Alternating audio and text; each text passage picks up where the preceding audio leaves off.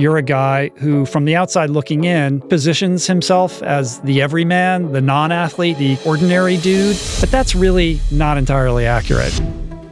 I'm quite proud now to actually have gone from this unhappy school portrait photographer to Sean Conway. An iron distance triathlon every day for 105 days.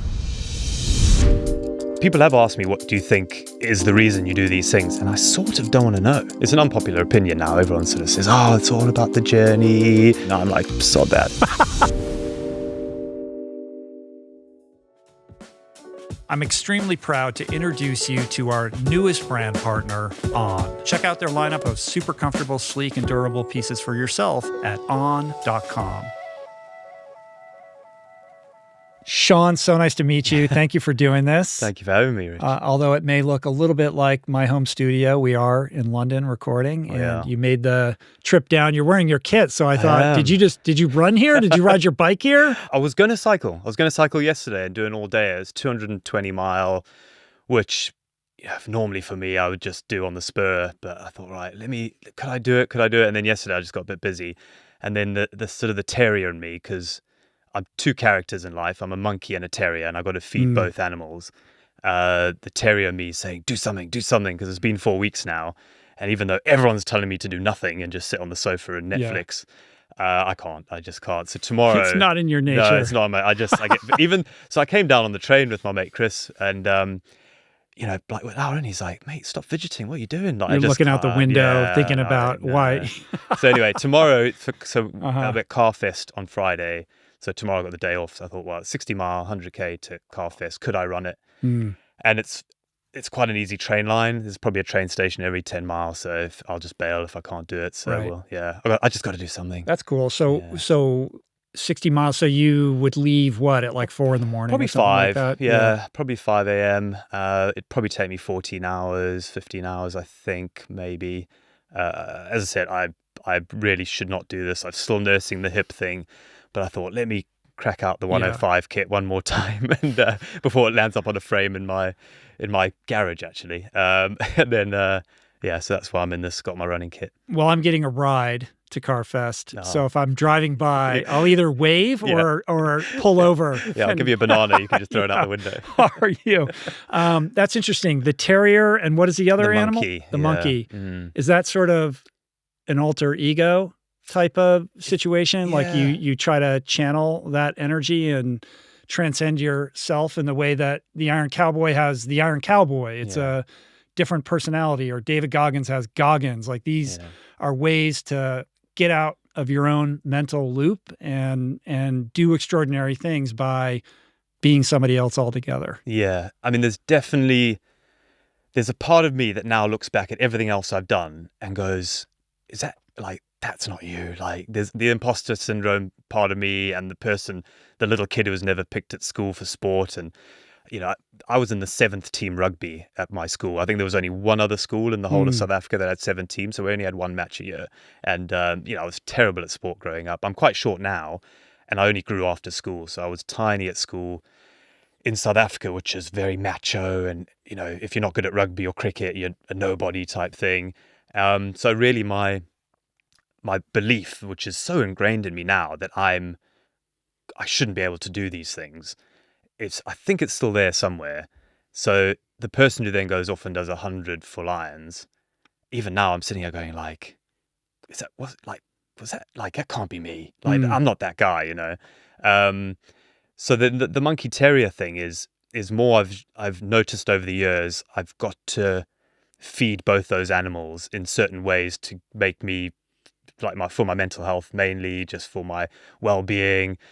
And the monkey is what I am mostly. And I love being a monkey. I'm inquisitive. I break things. I fix things. I have to do things with my hands, whether it's gardening, fixing things. I'm into woodwork, knife making. Yeah, you fix old cars too. Old cars, right? I've got old cars that I'm sort of messing around with. I've always got one on the go, and then I'm just about to sell the one I've just finished now and find another one. And so that's the monkey. But then the monkey gets frustrated if the terrier doesn't get fed. And every now and then, the terrier just needs to chase something. It's one task, simple. Chase it. And then what I've worked out is, and that can be little things. So it can be, fixing these projects or learning something new, or the latest thing I'm chasing is yoga. I've always poo-pooed yoga, but this last week I did my first yoga thing on YouTube, and I was like, man, I am rubbish at this. And I was all of a sudden, right, I hate being rubbish at something, and it doesn't dissuade me from trying to do it more. So now I'm all in for yoga. So every morning I'm up at 5:29. I do half an hour of yoga before the kids wake up, and it's changed my world, honestly. Because I've done everything. I've got an ice bath at home, a sauna, tried all the different herbal things for sleep, like theanine and magnesium. And there's the Huberman third one. protocol. Yeah, the Huberman. Yeah, I've done all of that. I do the salt in my glass of water in the morning. But certainly the getting up at 5:30 and doing half an hour of yoga or Pilates. I haven't done Pilates yet, but it's definitely, I feel, has the biggest impact in my life. But anyway, the terrier, for me to satisfy the terrier for the longest period afterwards, I try and do these long, really long, difficult challenges. And I find I'm a better husband, a better father, a better mate. I'm more satisfied in life. I'm healthier, fitter, eat better. So yeah, once I worked out those, I then stopped feeling guilty for being a monkey, because monkeys are annoying, right? And I was annoying, because I remember as a kid, my parents going, just stick to something, because I'd have a hobby every 5 minutes, and I started sort of feeling like there was something wrong with me, like for having all these different interests every 5 minutes, and it even extends to when I'm doing one of the cars, for example. I'll do half a job and then run out of screws, and then most normal people go to the shop, buy more screws, come back and fix that. I'm like, no, I'm going to go on a move. You're done. You're done with that. Do the wheel now, and then do half the wheel. And then, So when we bought our house, we bought it off a 90-year-old guy, and it just needed some tarting up. But Caroline was so frustrated because I'd do half the living room and then half the bedroom, and none of it was finished until all of a sudden it was all finished. And that kind of works for me. That's so interesting, because the terrier would not allow something to go uncompleted. Exactly. Right? The terrier latches onto something and doesn't let go. Yeah, makes but no the sense. Complementary nature of these two essences of who you are very cool. And to be able to identify that, understand it, and know what needs to get fed and how they kind of interlace with each other is a really kind of beautiful model. The monkey being the guy who's tinkering with the puzzle pieces, especially with these huge projects, right? There's so many variables. There's so many things to think about, pieces moving all over the place. How do they all fit together?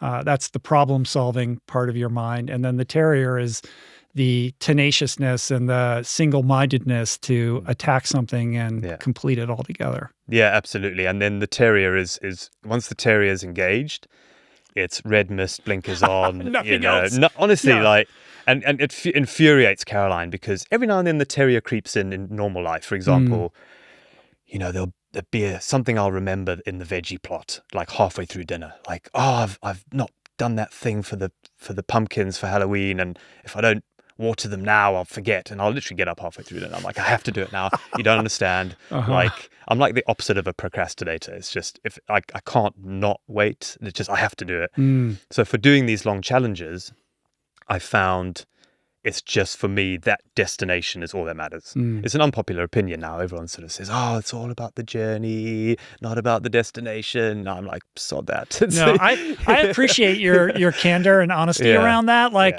no, I'm going for the record. No, I'm going for the record. Yeah, like, we can drape it in a charity and all of that, but that thing where you get the email and your friend is going to be running the 10K or the marathon, and it's like they're raising money, and it's like, okay, that's great and that's important, and there's certainly, something to be honored and all of that. But let's be honest about what we're really doing here, right? Like, you want to go run this thing and accomplish that. Why are we embarrassed to say that? Exactly, yeah. And for me, I just have to do it. I can't not go for the record. I just get no satisfaction out of it. What's behind that, though? Like, part of me thinks when you have to get up from the dinner table and go fix that thing, there's some like dysfunction around control operating there. Yeah. Maybe growing up in all these different places, or feeling like your life was out of control. Yeah, I went to boarding school quite young when I was 7. Would come home on the weekends from 7 till 9, then 9 I was proper boarding school.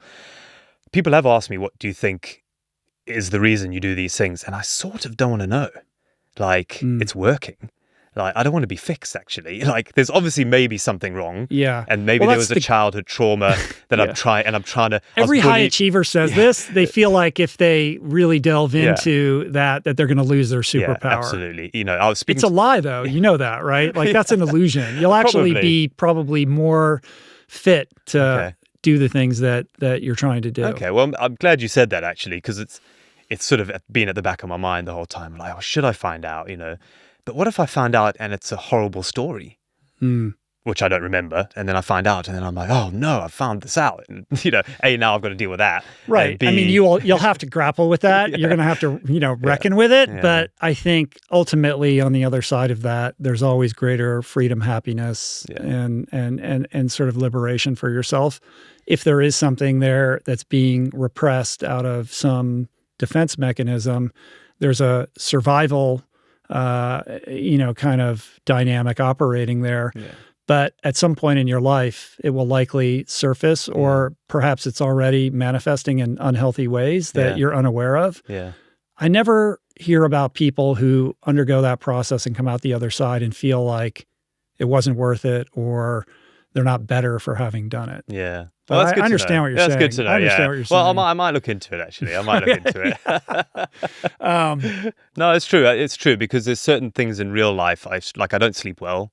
I've never slept well, ever. Although since I'm doing the yoga thing, I've been sleeping You have to go out and do an Ironman every day so you can sleep well, at weirdly, night. I did sleep well quite at the beginning.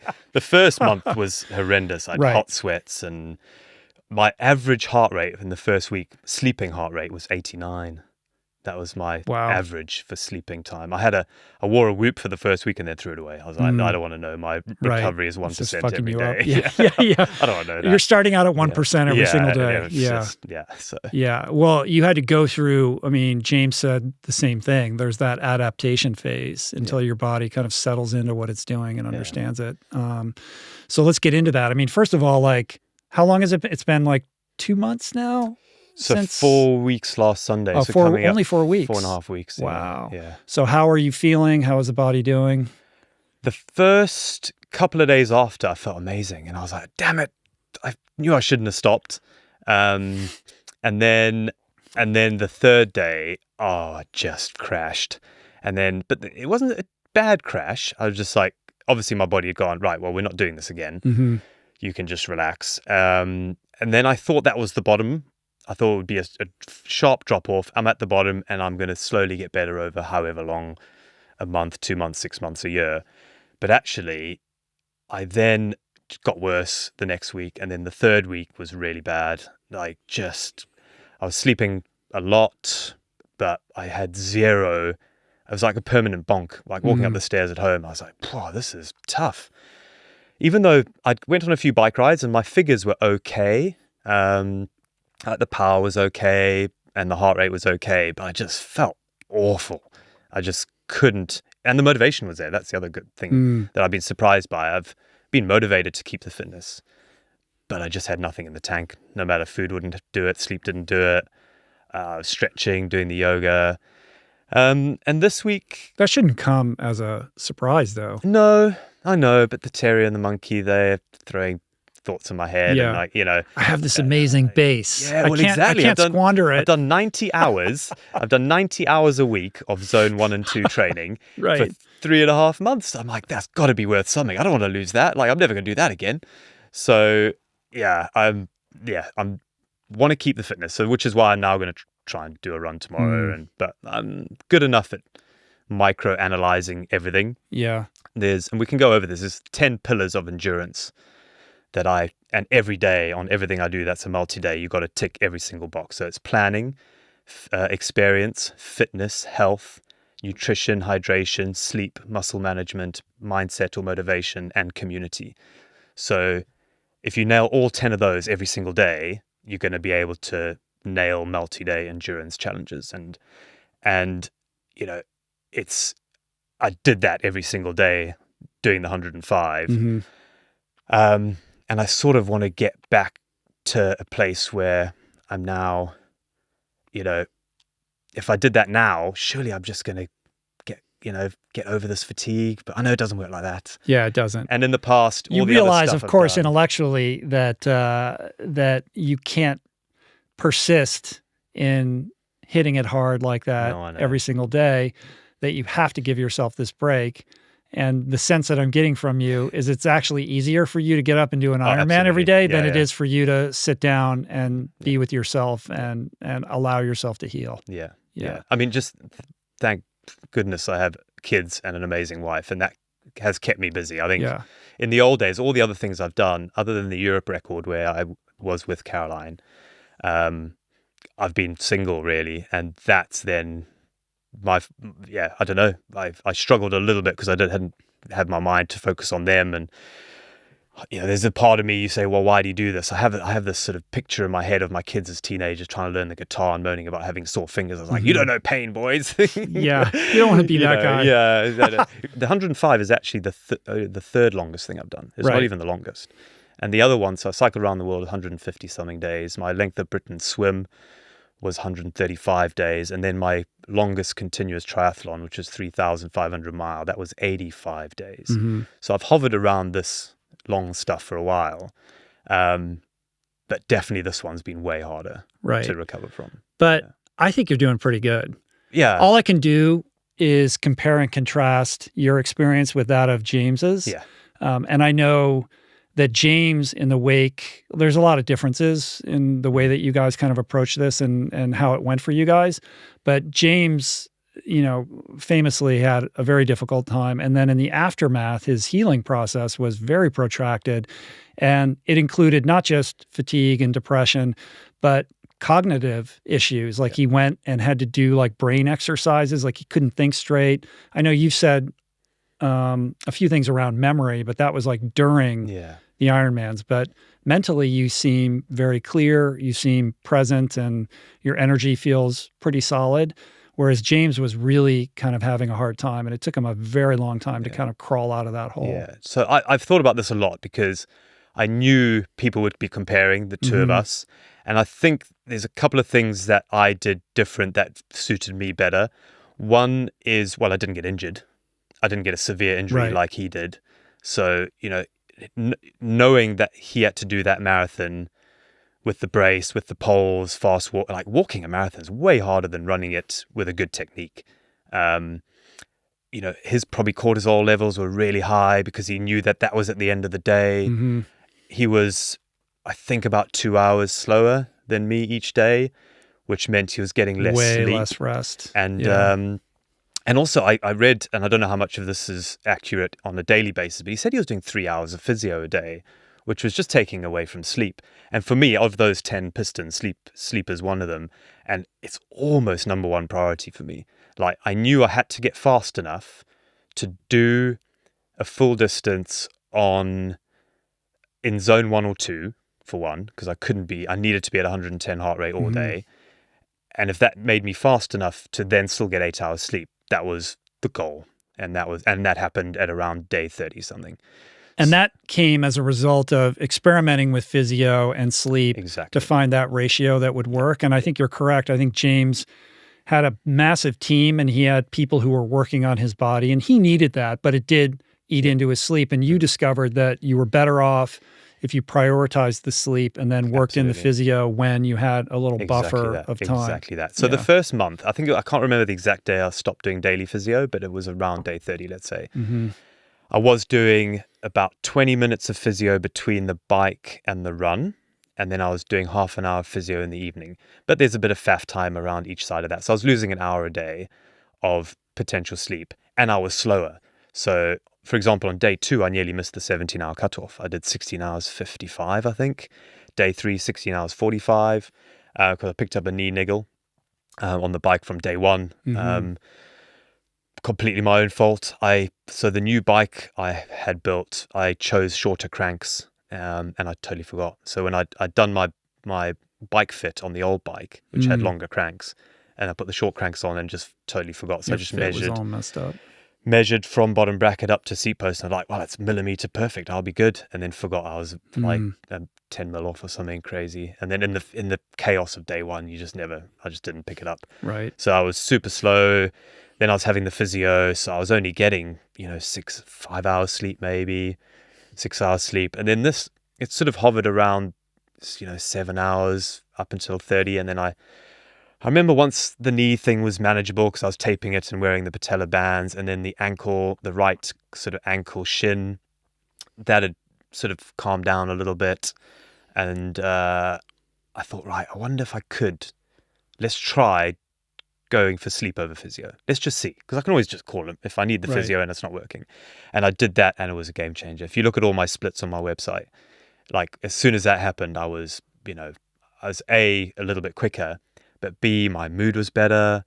I felt like I could push it a little bit harder, and I could sustain a faster pace, which would then result in me being able to do, have more sleep again. Right. And then you're on the front of the wave. Yeah. You'd end up on the front of the wave. You're compounding that interest. Exactly. Whereas James would have, he had the injury to deal with, so the cortisol levels and the pain and all that stress.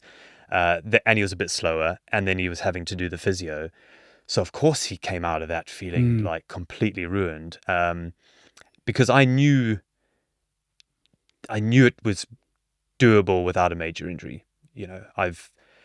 I've done a marathon a day for 44 days, the longest time I've done a marathon a day for, pretty much. I've done, when I was cycling around the world going for that record, I was 200 miles a day, 180 to 200 miles a day every day.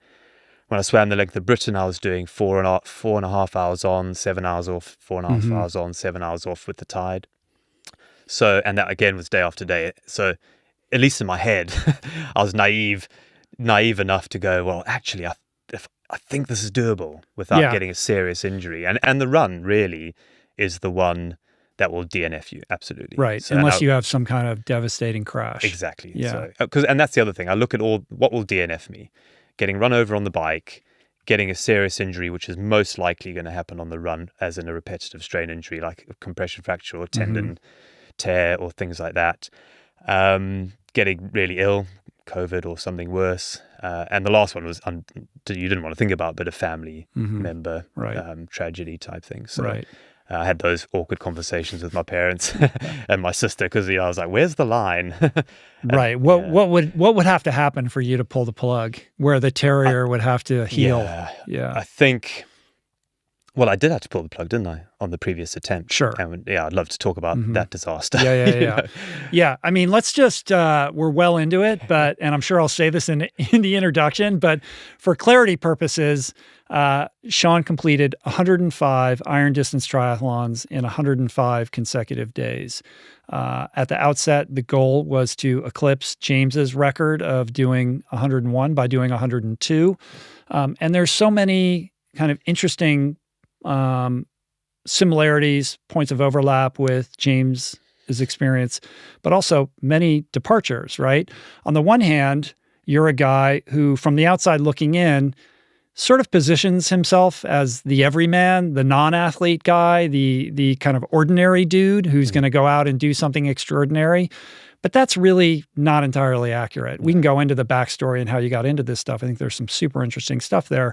But the other perspective is that you actually had a lot more experience than James did with these extended multi-day adventures that gave you not only a level of confidence going into such an audacious goal, but also, sort of a library, a copious amount of experience to rely upon, knowing that you could get through difficulties and how to kind of navigate the training leading up to the experience, but also the day in, day out kind of grind and determining, in the monkey part of you, what's important, what's not, and how those puzzle pieces fit together. Yeah, exactly. And you're right. I was the everyman, because I was a school portrait photographer until I was 30. Yeah, we're going to get into all that, because that's nutty, some crazy stuff. Yeah, there.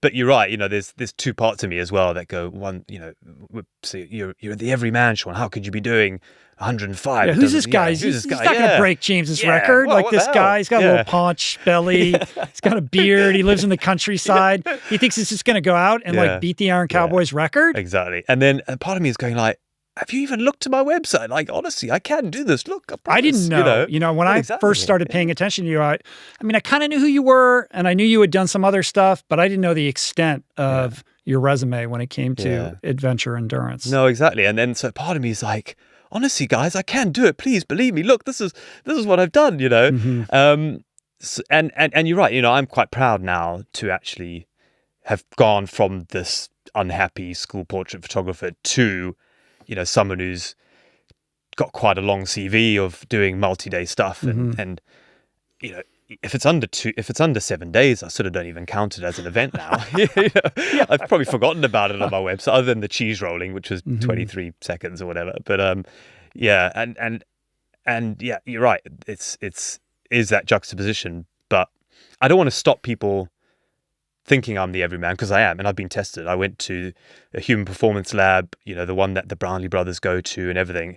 And I remember secretly going there thinking, there's something about me. Right. Yeah. I got some crazy VO2 max. They're going to write papers on me forever. And I did all the tests. I did the same tests that Jensen Button does with all the cognition and your reaction speed, all the tests in the heat lab, sweat, power, VO2, like everything, threshold, lactate threshold. And it was a couple of weeks later, and I go back, and then a different person who did the test looked at the papers, and there was, they printed it all out. There's about 20 pages, and we sit down. He's all excited. He's going through, and I could just see his expression drop. And right then, he's like, "Mate, you're actually pretty average." And in fact, you've got a disadvantage because I lose 3.4 grams of salt per liter of sweat, which is almost twice as much as most people. So I really have a salt deficiency, so I have to really work on that as well in the hydration pie chart of this. So. No one's writing papers on me for a while. Right. Yeah. But actually, it makes it more aspirational. I hope to know that you're not some kind of physiological outlier. Yeah. Yeah. Well, exactly. And I think so too, because you're right. I mean, you've talked about outliers in the past. A lot of people will look at you, and if they presume you're an outlier, they think, wow, well, I can't do that because he's this. He's got loads of money. He's a millionaire, which I'm not, or he's got biological advantage, which I don't. And that's why I put on my website the hiccups bit, because you have a whole section of all your failures, all the things I've messed up. I almost failed the first time I do everything, because I really don't care about failing. I don't feel guilty. I don't feel like I've let people down. I'm just like, oh, that didn't work. I'll try again. And that's just in my nature. I don't know why. I've not had to train myself to do it, I guess. Maybe that's your greatest gift. Maybe, yeah. That's what makes you an outlier. Well, we were joking. Well, it's true. Like, you can't succeed if you're not pushing the envelope of your capability, which means you're going to fail. Yeah. That's the only way that you grow. Yeah, exactly. I also have a very short-term memory. It's brilliant. Like all those miserable days and all this, when it didn't work the last time, I'm like, whatever. To the point of actually, there was some things that I sort of did on the irons now where I'm like, I worked this out 10 years ago. Why have I forgotten it? Like little food hacks, like drinking the cream, for example, and to keep the weight on, because I only lost 3 kgs over the whole time. And I lost that a kg a month, which I was pretty happy. I was expecting to lose more, hoping to lose less. Started at 70, which I didn't want to put on weight because I didn't want to run heavy. I wanted to run at a good weight to start with. And I thought, let me just nail my nutrition and calories at the start. So it's sort of trying to get on top of all of that, which again comes with the 12 years of experience and all the different things I've done. Every athlete I know is going to tell you that having the right gear is key to performance. If what you're wearing is poorly crafted, it's just going to put distance between you and those goals you've set. You owe it to yourself to invest in the best, and the best is On. I'm obsessed with the Cloud Ultra, great on the trails, and I just got the new next-gen Cloud Stratus 3 for the road. I'm loving those. But On also has this incredible line of lightweight, high-performance apparel that is just beyond anything I've previously donned. It's like this second-to-none second skin. I love to rock the sweat-wicking Ultra Tee and the Ultra Shorts, which have this pocket right at the base of the spine that perfectly anchors your phone. No jiggle. I'm just so proud to partner with On, and I love their vision for the future where their gear is engineered for circularity. So check out their amazing lineup of super comfortable, sleek, and durable pieces for yourself at on.com. Yeah, I think that one could form the mistaken belief that you just sort of barrel into these things and figure it out as you go. And what I've learned and discovered about you is that there's a much greater granular attention to detail, preparation, and the daily schedule than one might imagine. Because if you go to your Instagram, like you have that before and after photo. Yeah. And the before photo, it looks like, well, you were out of shape Yeah. and you just trained your way into this thing. Yeah. But that's not the truth. And I heard you talk about the endurance science aspect of this in a very intelligent way, which is this notion that people have mistakenly that, look, there's only so much training you can do. Yeah. So you're going to have to kind of go into this fresh and get fit as you go. And I think that was in part some of James's mindset going into what he was doing. And your point, which I agree with entirely, is that's a huge mistake because then you're creating that downward spiral, right? If you're not fit enough where you're not able to go out and do an Ironman, an iron distance triathlon in zone 1 and finish in time to get an adequate enough of sleep, then you're going to dig into your ability to recover and you're going to just precipitously decline every day. Exactly, If you're able to do that zone 1 and do it in an adequate time period, then you can recover and you can get more fit from that. But you've got to be able to do that every single day without your heart rate exceeding like 110. Yeah, exactly. And there aren't very many people that can do that, right? Yeah. So you have to have the endurance base, the restraint, the efficiency, the mitochondrial density, all of that going into it such that you're putting yourself in a position to succeed from the gate. Yeah. No, absolutely. And James says you got to be, it's 100% mental and 100% physical. Right. And I went in probably 75% physical. So I started in April. I was plagued with illness. All of January I had off because I had 3 or 4 different chest infections. I had a good couple of weeks in February. Then the end of February we went on holiday, and I did a bit of training on holiday, but not enough. And then beginning of March I did a bit, and then it was taper. So I really dropped, because what I should have done is I did 3 sessions of everything a week. And bearing in mind, I'd failed last June. Yeah, you started in June, and you only got like, what, 6 in? 7? 7. So I got, let's talk about the failure there. So on firstly, my route was terrible. I was doing an open water swim, which, forget the cold, because it was a bit cold. I was losing 45 minutes in admin because we'd have to get to the gate, unlock the gate, drive on this bumpy track through a ford, through a river, do the swim, and then halfway through the swim I needed the loo. I'd have to come out, wetsuit, Portaloo, cold wetsuit back on. It was a terrible decision. And actually I had moved to a pool by day 5 anyway, so I made that transition. And then the same with the bike and the run. The bike was too hilly, the run was too hilly.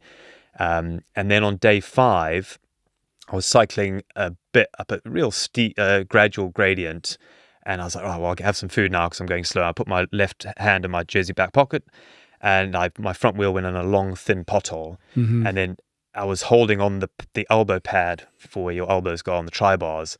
And then in that sort of, I tried to overcorrect and I just steered left right into the bush, went over the handlebars, hood's bent completely in, so it was a proper stack.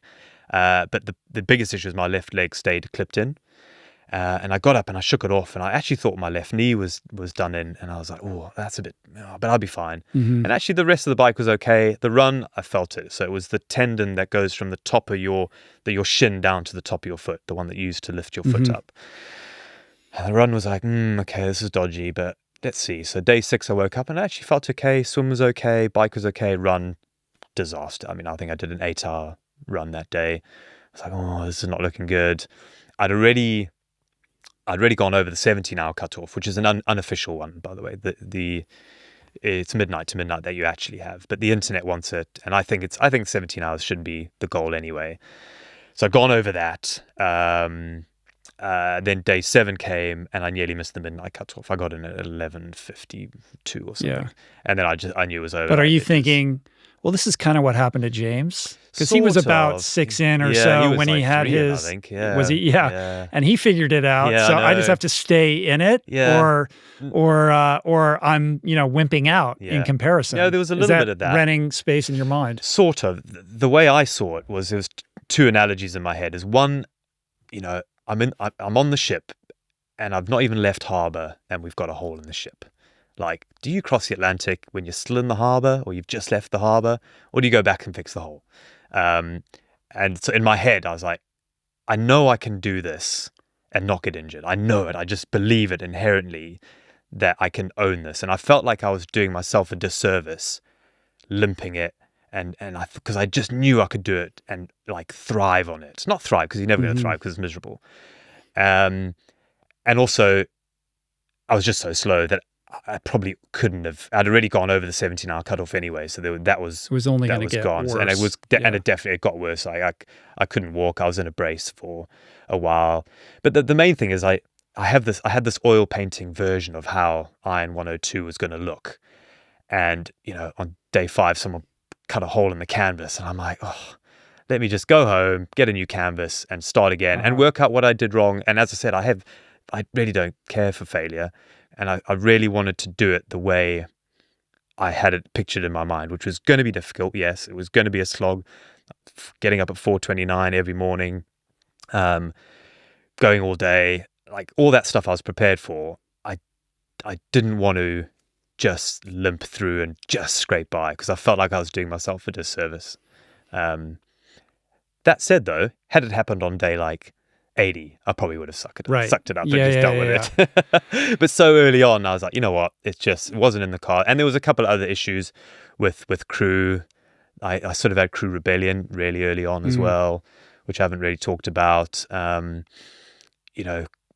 caught one of the crew guys looking for a job on day 4, like on his phone, like at home on the laptop, like, oh, what are you doing? Oh, I'm looking for jobs. So like they didn't believe in me. Yeah. That's a problem. It was a problem. Whereas James has his really good buddies those guys were never going to leave his side. Absolutely. I've said many times, and I still believe this to be true, that what James accomplished with his 50 in 50 states in 50 days and then the 101, I think those are two of the most extraordinary examples of voluntary human endurance. And I feel like they still to this day have not gotten enough attention or credit for what he achieved. And then I see you go out and do it.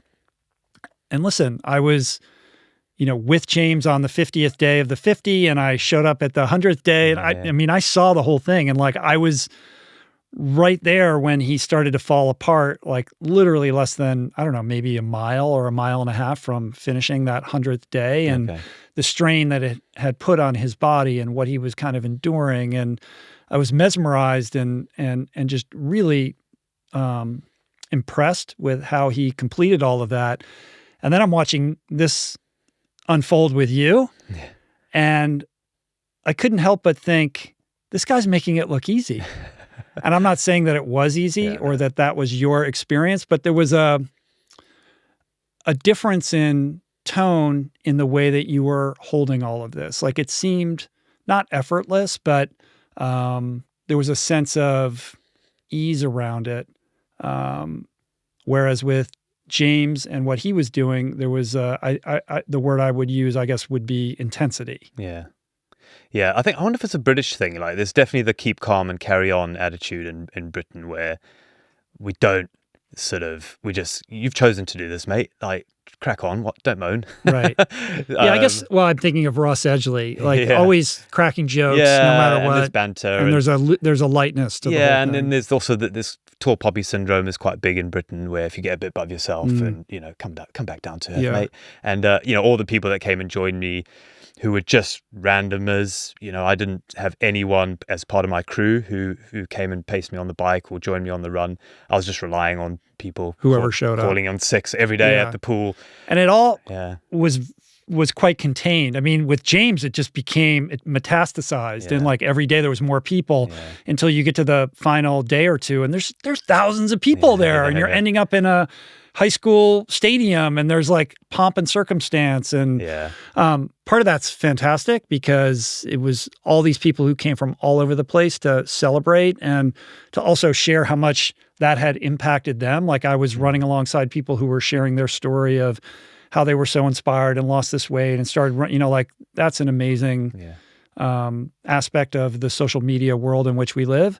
Whereas with you, it was just like a ragtag group of a couple people every single day. And it kind of felt like it stayed in that consistent zone. Was that by design or was that just the way that it unfolded? So it sort of unfolded that way, but I was also very aware that we couldn't have too many people join me, especially on the bike. You had a very narrow lane in which you were riding.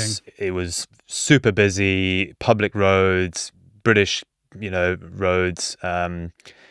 We had 89 junctions on the course, 75 of which I could have stopped to zero. So it was a lot of stop-start. On the days where I was maybe 10 back, I think the most I ever had, excluding the 102 day, was maybe 20 riders. And even that was too many. Cars were getting annoyed. There was a couple of close calls with people passing. Big trucks, when they would take one of the corners, would automatically cut the corner, and then you're trying to look over the hedge to see if anyone's coming. And we were very nervous that if it got too big, something was going to happen. And we had 3 crashes, and one of them, a guy went under a car in the wet, but luckily the car had stopped in time. And the other 2 were in front of me, just overlapped wheels, people that weren't fit enough to actually do the course quickly, because we were doing a good pace. We were doing a 6.5 hours really, which, unless you've a good rider, I mean, that's a decent pace. And some people would take their chance and go, oh yeah, I could do that. And then they would just head down, not looking where they're going, hit a pothole, overlap a wheel, and then I'd be behind them and I'd have to swerve around 2 of the crashes. And luckily, I was unscathed, but there was certainly an element of nervousness to let it get too big. So actually, I think even in the 90s, I took down all the information on how you could join. And figured that actually if people wanted to join, it means they were super keen and they would go and look at my Strava. Yeah, they're sort of passing a test just exactly, to get there. Yeah. And I think at one point, didn't you rode like a 5 something and it scared off a bunch of people who might have joined you? I remember this actually. This was so I remember James saying, the first 10 days are going to be horrible, but day 10 it's all going to get better. And on day 9, a couple of riders came, Adam and Ben, and we blitzed it. And I was hanging on for dear life. And we did like a 5:58 ride time. And I remember going, it took me 9 days, James. It took you 10. Yes, I'm 1 day up. And then for the next week, I was ruined. But I had to sort of say to people like, please come and join me on the bike, because that's not our normal pace. And in the whole 12,000 miles or whatever I rode, I think I only did about 200 on my own. I did the longest time I did on my own was day 2. I did 120k, so about 80 miles of it on my own, and then someone joined. And then I had a few other sections where I did about 30 or 40 miles on my own before someone would just turn up on their lunch break and do a stint. And that was the benefit of doing a lapped course. So it was sort of 10 mile down, a couple of 30-mile loops, and then a 10-mile back-ish roughly.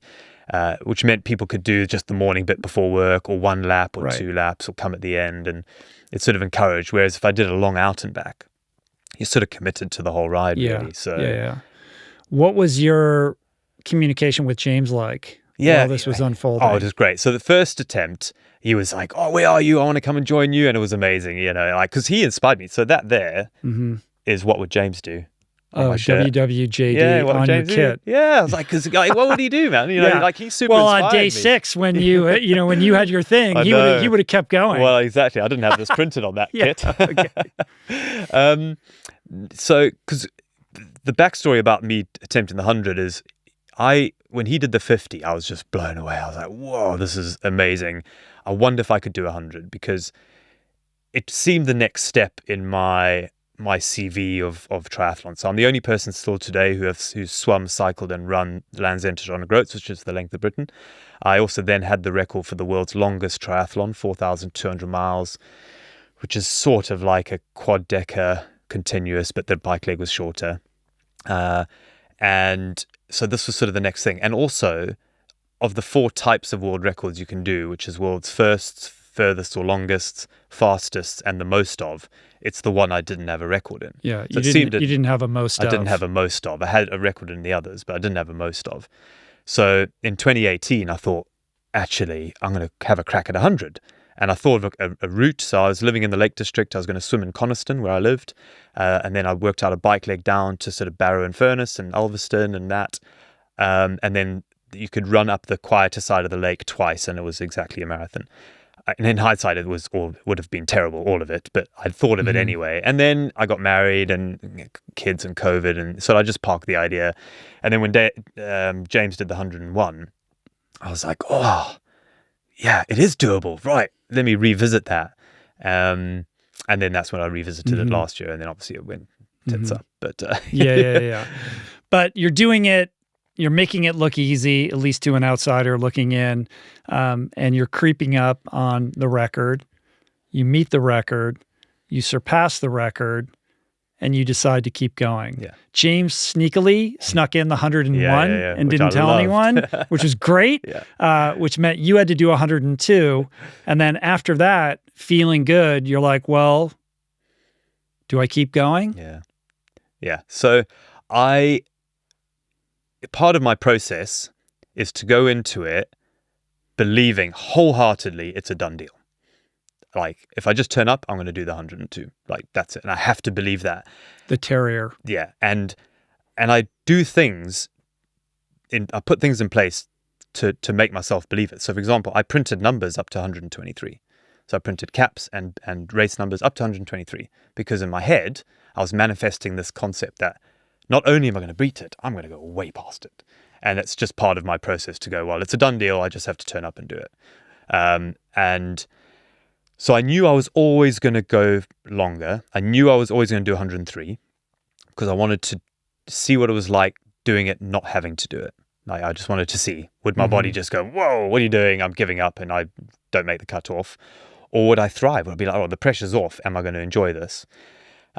I had spoken to Caroline a week before and I was like, I feel like I can go on. Like, I really do. It's horrible and it's hard, but like, I feel like if I just turn up, I could roll this out. I really think I could.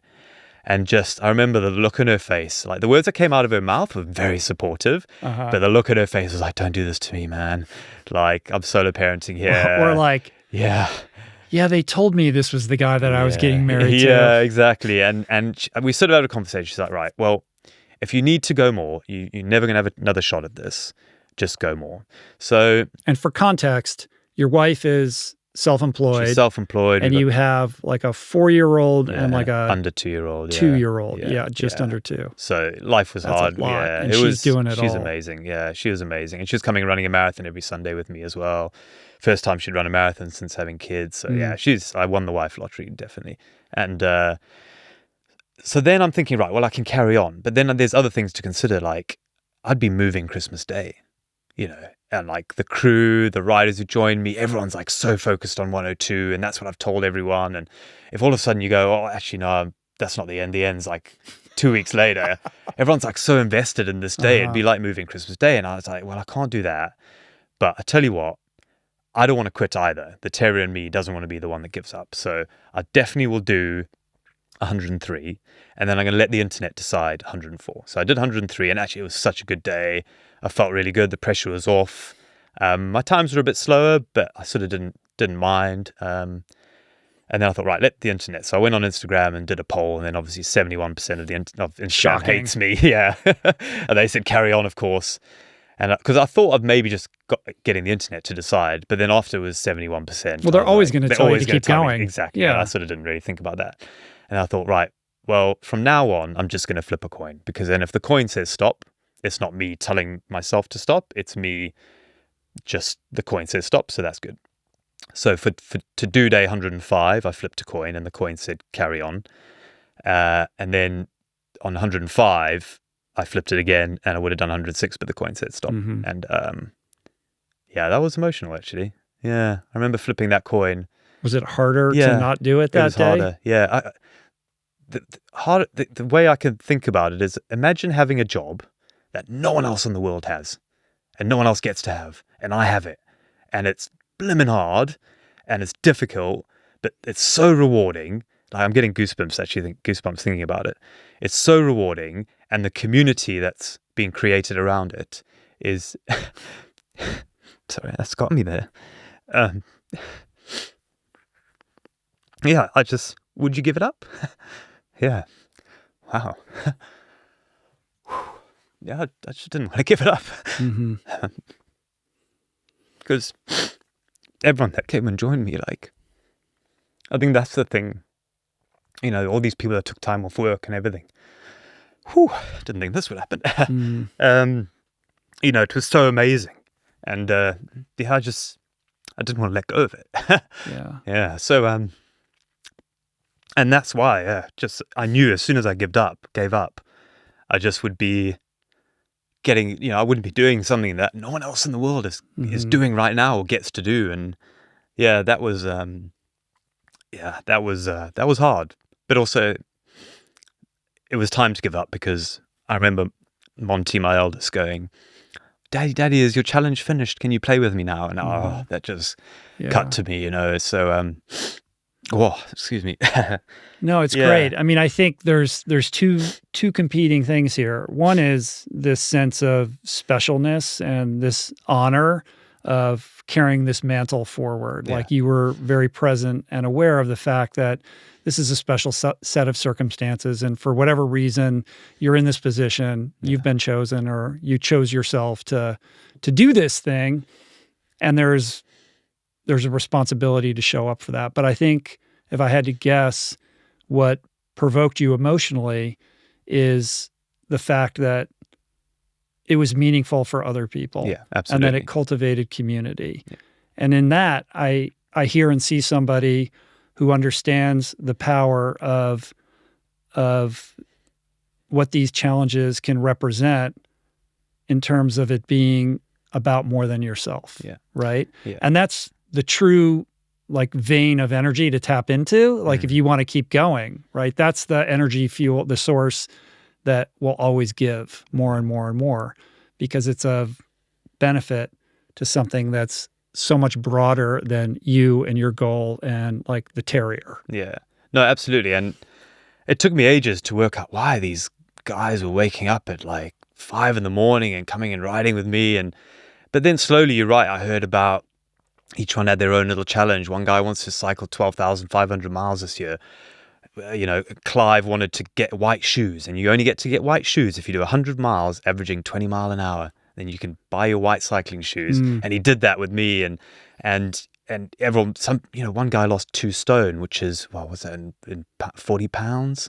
You know, coming to cycle with me every day. James, we called him, because he came almost every single day, either on the bike or the run, because he did shifts that allowed it at work. And it blew me away, that camaraderie. And we still have a WhatsApp group now of everyone. And one of the regulars actually did a 24-hour bike ride on my course just this last weekend. So I went and I did a shift from 1:30 in the morning till 8 a.m. As he finished that. And everyone's got, another one of the guys did 300 miles on Zwift as well. So it was, cool. It was really, really amazing. And I just didn't want to give that up, because I was feeling okay.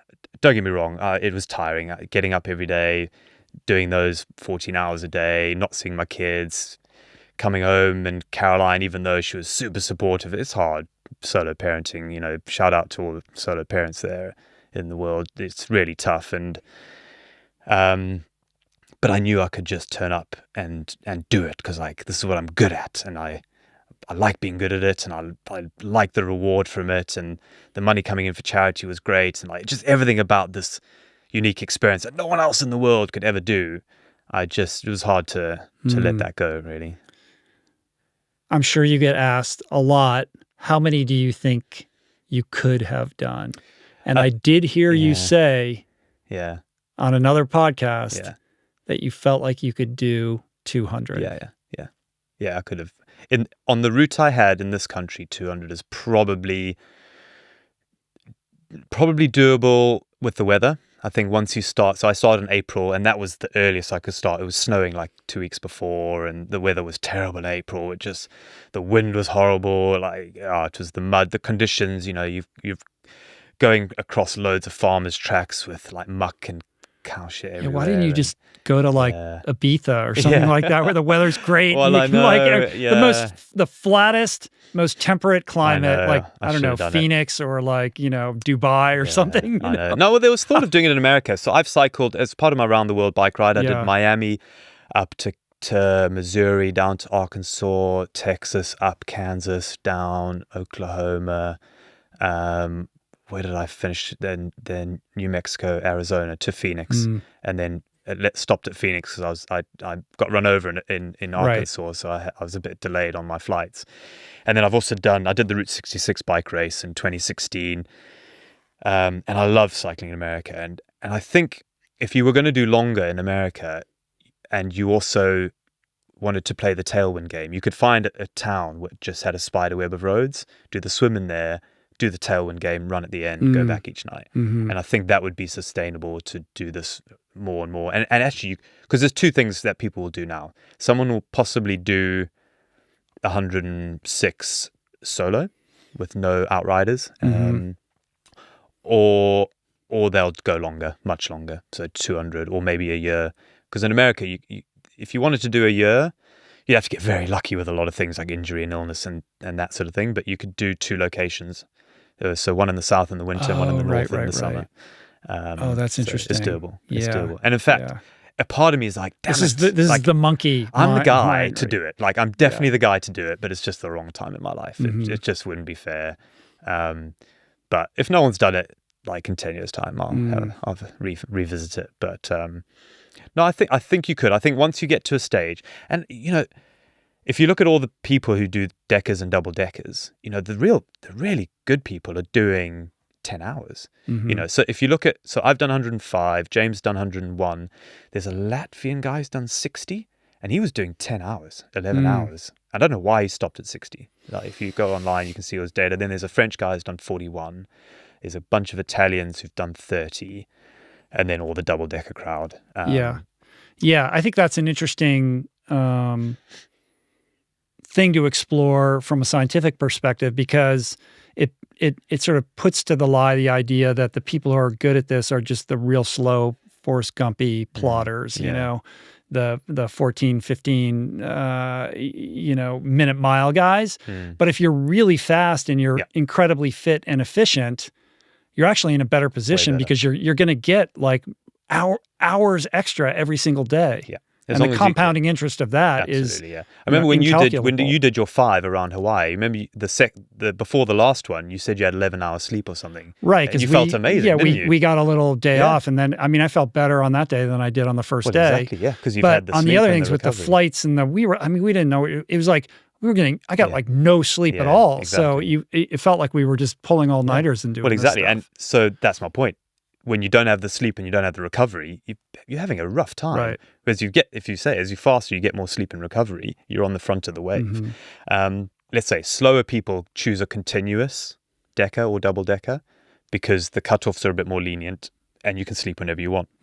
Whereas if you're really slow and you try a decker, you've got to be at the swim at 6 a.m. You might only get in at 3 a.m. Right. Once you start, and then you've only got 3 hours sleep, and then eventually you may just not even make the swim. Right. So you're right that you want to get to a point where you can do for me, because I had 40 minutes in a car every day, I had 10 minutes to the pool and 30 minutes back home from the run. There's lots of room for improvement there. Yeah, except I live in the hills, so I had to go down to the flat bits. But if you lived right near the pool and you finished your run near the pool, I think 15 hours is your bare minimum each day. For me, it was 14 hours, 14 and a half, but call it 14. So as long as I could do 14 hours in zone 1, then it was sustainable. And I didn't crash on the bike and didn't do anything stupid, and I managed all the little niggles. So, of those 10 pillars of endurance, muscle management is one of them. And I'm very good at that. The smallest thing that's happening, I've got a grain of sand in between my toes, I take my shoe off straight away. Immediately, rather than just, it'll be fine. No, absolutely. And I'm really good at that. And if I feel like a little thing in my hip, I'm like, right, go back into my memory. Has this happened before? Yes, right. What did I do that time? Right, tennis ball here, stretch this, do that, tape that. If it's not happened before, right, physio, what's going on? And I had a couple of new ones where I was like, well, what's going on here? So we did some stretching and physio, and that sort of fixed it. But I get on it super early. I don't let it get to a point anywhere near tendonitis, anywhere near stress fracture. I try and nip it in the bud. I'm always looking at my technique in my head, like where am I landing on the run? Am I stomping on the pedals on the bike? What am I doing with my shoulders on the bike? On the hoods, try and vary between the hoods, the drops, and the tri-bars. But more important than any of that is what's going on in between your ears, right? And you have some pretty interesting mindset techniques and tools. As you mentioned earlier, James famously says it's 100% mental and 100% physical. On the mental side of things, this notion of disabusing yourself of any plan B, I think is really powerful. So talk a little bit about that. So when I go into something, I mentioned earlier, I go in wholeheartedly believing, and I really do believe it's a done deal. I just have to turn up. And then it puts me in a mindset of like, right, well, I know I can do it. I know I'm going to do it. Where does that certainty come from? I don't know. I've just always been like that, to the point of, and that's why I fail. Like my first attempt at running the length of Britain, got injured, failed. My first attempt at my across Europe cycle record, got injured, failed. First attempt at this, got injured as well. And that's, and it's probably because I have this sort of ignorant side to me. I go in probably a little unprepared.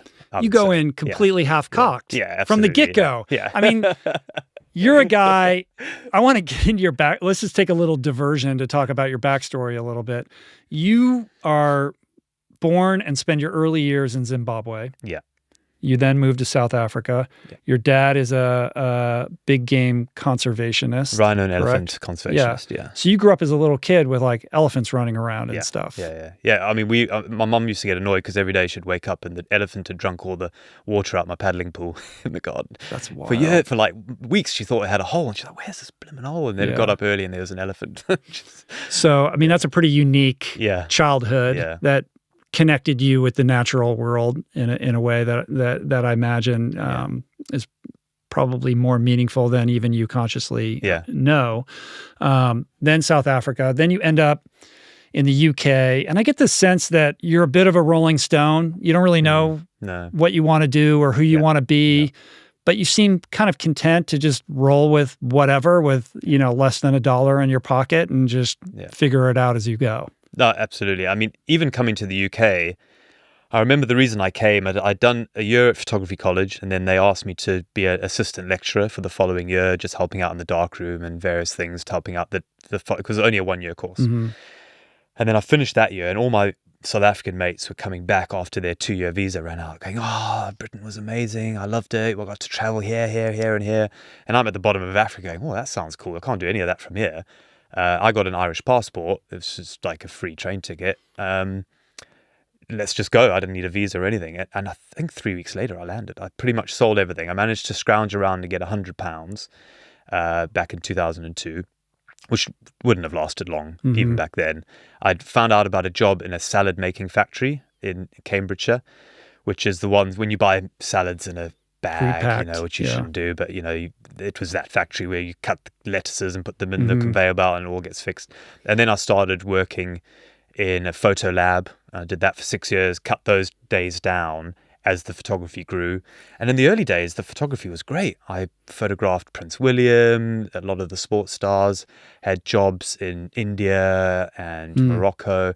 I worked on the Harry Potter films in the stills department, helping out the main stills photographer, Murray Close. So it was all going well, and because the dream was to use the camera as a passport to travel the world. So I was going to work for National Geographic. It was the adventure that was calling. It wasn't the art of photography. Not that wasn't important, but the real motivator was you had this drive and desire to see the world. Absolutely. And the camera was going to be that unlocking key for all that. I remember as a kid taking all the pages out of the National Geographic magazine and putting them all around my bedroom. And then I got to London, and then the reality of paying rent and buying food, and I landed up living in a room not much bigger than this with 7 of us. There was a bunk bed, and I was on the bottom bunk, a double bed in this corner, and then 3 people on the floor. It was so small, the one guy's legs were out the corridor. Like, it was tiny. We were just it was almost squatting, but the landlord knew we were there and we were paying him rent, and he was like, well, I can't kick him out, so I was charging him like 30 quid a week or whatever it was. And but I just did it. I lived out of a suitcase for a couple of years, just couch. I moved 12 times my first year in London, just trying to get more photography jobs. And then I remember there was a point where I was going to go down so I was working 5 days a week, and then just thought, well, I might as well work 6 days a week, earn a bit of extra cash, and then I can buy more kit. So I was trying to save up for more cameras. And I just got to a point where I got some new kit and was cutting my days down, I think from back to 5, and then my flat in London got broken into and everything got stolen. Absolutely everything. Oh, I didn't know. And I was like, So I went back to my boss at the photo lab. I was like, hey, Simon, can I go back to 6 days a week, please? And then it took me another year of working to buy more kit. And, so I was working in that lab for 6 years, cutting my days down. But then on the side of that, I was getting some creative jobs, but they really were terribly paid. But they were creative. But the 22-year-old in me was like, well, I need to earn more, of course, because I was chasing the money. And I found out that photographing school portraits at nursery school level just paid quite well. You sell the pictures to the parents and they all buy the pictures. And and I did that. I did one school and I was like, wow, that was quite a good earner. And then I was like, well, let's do this. And I had a business partner, James, and him and I just were like, right, let's go all into this, thinking if we earned enough money from the schools and we got photographers in to shoot them and people in the office, we would have more time.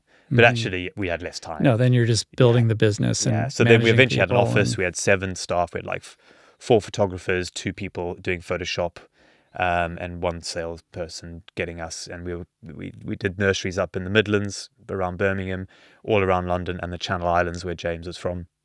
And got to the point where we're photographing 10,000 kids a year, and that was the goal, more just a number. Like, it's 10,000 this year, it needs to be 12,000 next year. And it just was, we knew each kid was worth X amount of money per child photographed.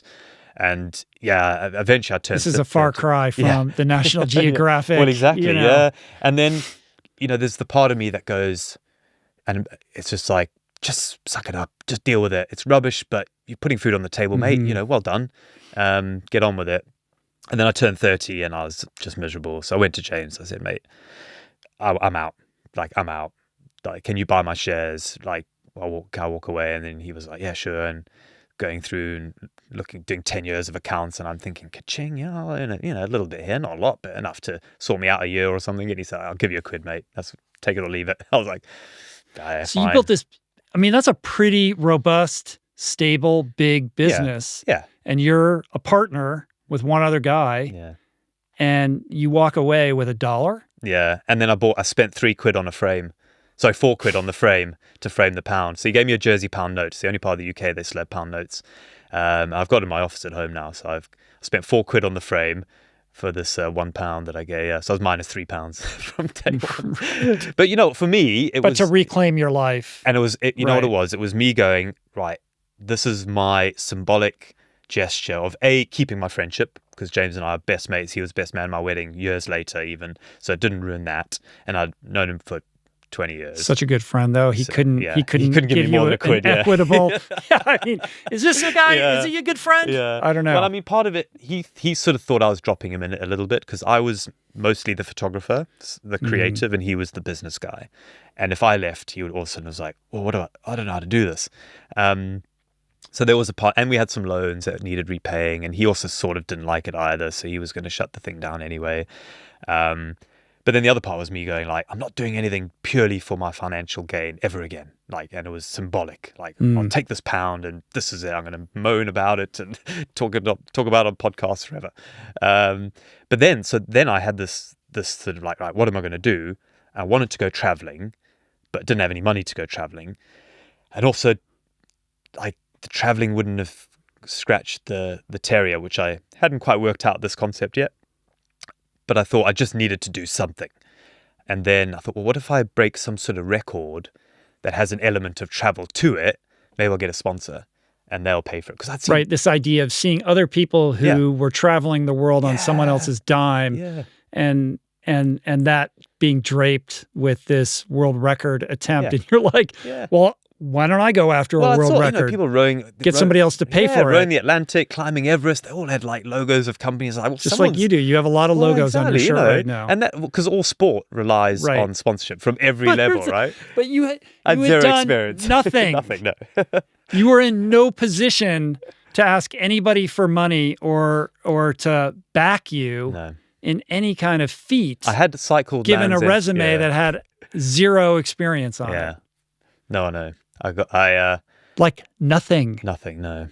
But I got lucky. I found a company that supported a charity, and I went in with this sort of idea that, well, what if you support my... So the thing I thought of was the round the world record. Right. So Riding your bike all the way cycling around the world. Was that like a low-hanging fruit record in terms of time? Sort of. It was still, you had to do 167 miles a day. So it's still hard, but the current guy who's got the record did 240 miles a day. Wow. Fully supported, Mark Beaumont. So Alan Bate had the record, and Vin Cox. So Vin Cox had the record, but only for a few days because him and Alan Bate were actually going together. And then Alan Bate took his record, but Vin Cox thought of this concept of like, well, whoever wants to go for the next record, why don't you all start at the same time? And he made it a race called the Global Bike Race. Started on the 12th February 2012. Mm-hmm.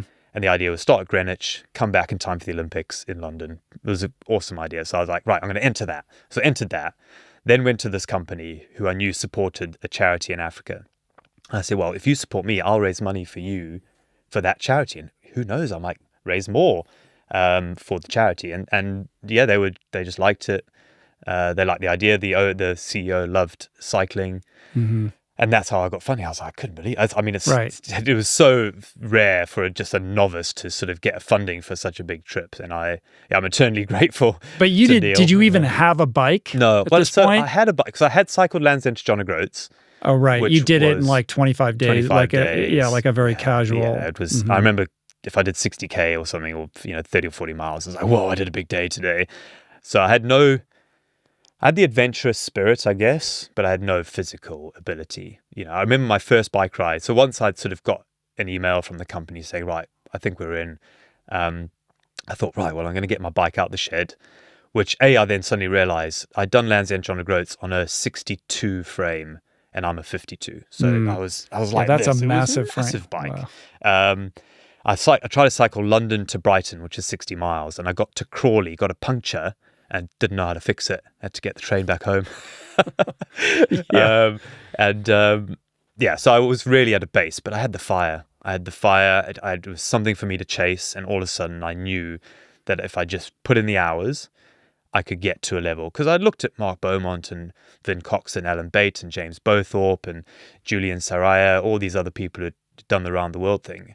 And I'm like, they were just normal people with jobs and things. None of them were professional athletes. I thought, well, if they can do it, surely I can. And I'm just going to have a crack.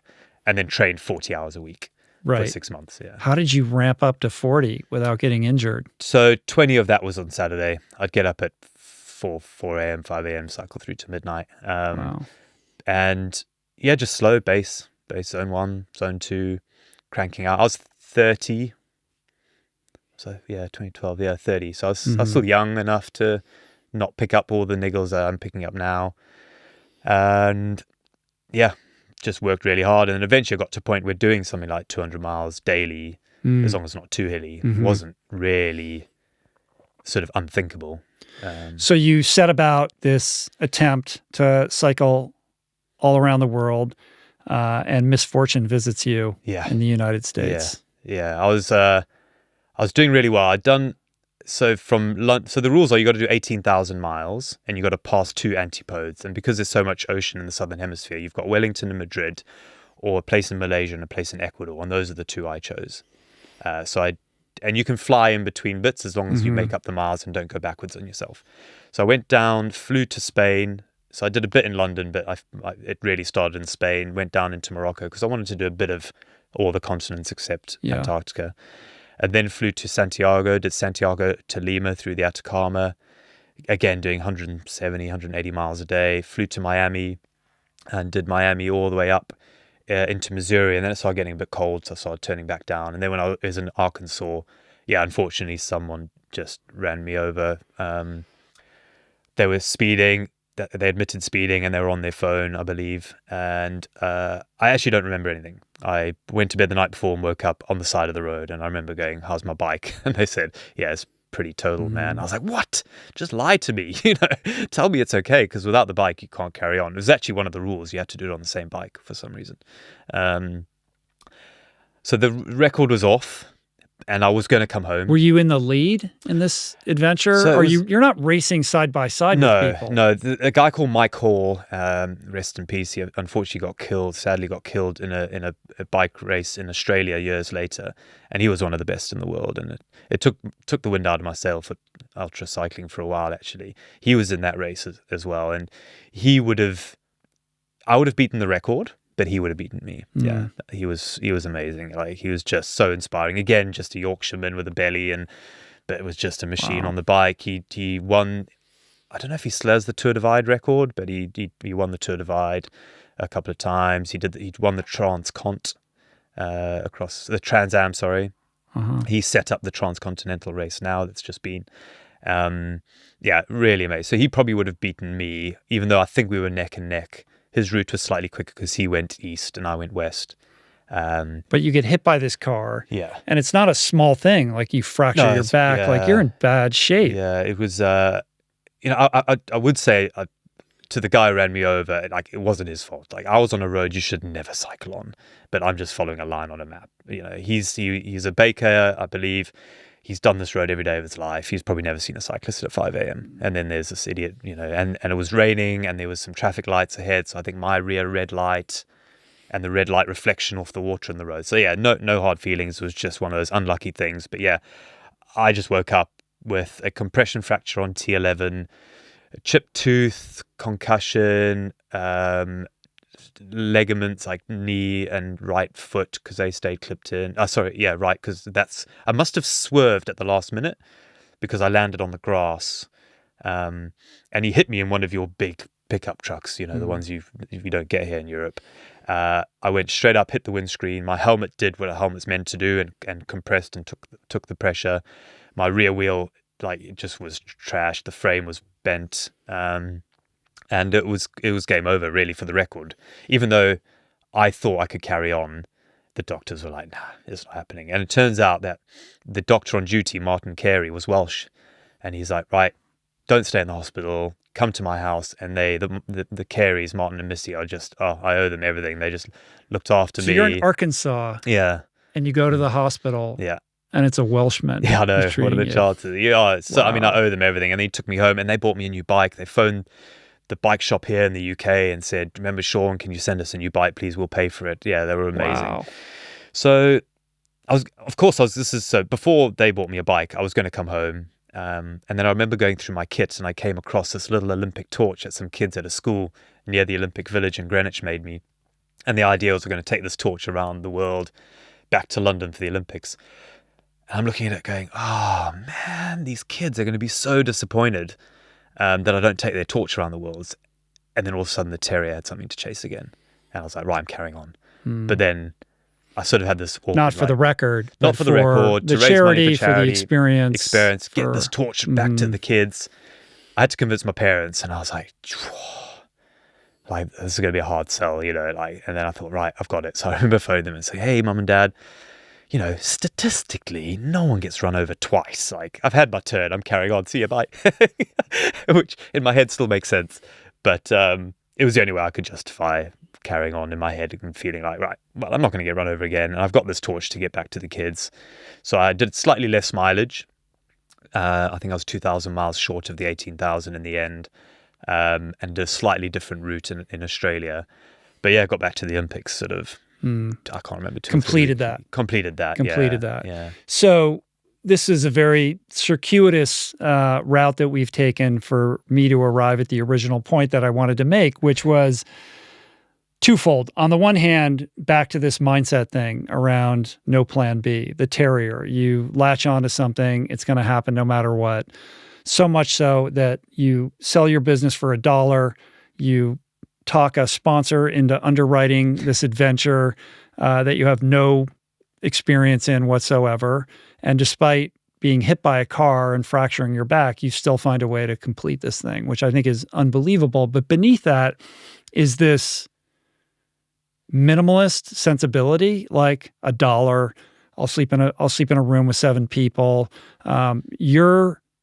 You've designed your life, and it seems like even though you're married and you have kids now, you keep your life lean enough such that adventure always remains within your grasp, right? Like it's all about having a baseline so that you can go and do all of these amazing things. Like there seems to be a lot of intentionality behind that construction. No, absolutely. I tried to lead as simple a life as possible. I lived on a boat for 3 years on a canal up near Worcester. I bought an old World War II gunboat that Harland and Wolff made, and they also made the Titanic, so that was a concern. But it's beautiful wooden hull and a lovely arch, and it was used to rescue Spitfires in the war. And when I took the front paint work off, it still had the roundel from the RAF roundel. Wow. It had the engraving with the RAF in the back of the boat and the stern, I should say. And I loved boat life. It was super simple. You didn't buy that big a telly because you couldn't. You didn't buy another sofa because you didn't fancy the current one because I had a built-in one. Mm-hmm. And it was just, I didn't have a garage to do all my hobbies and that. And that's probably the biggest reason I moved off the boat.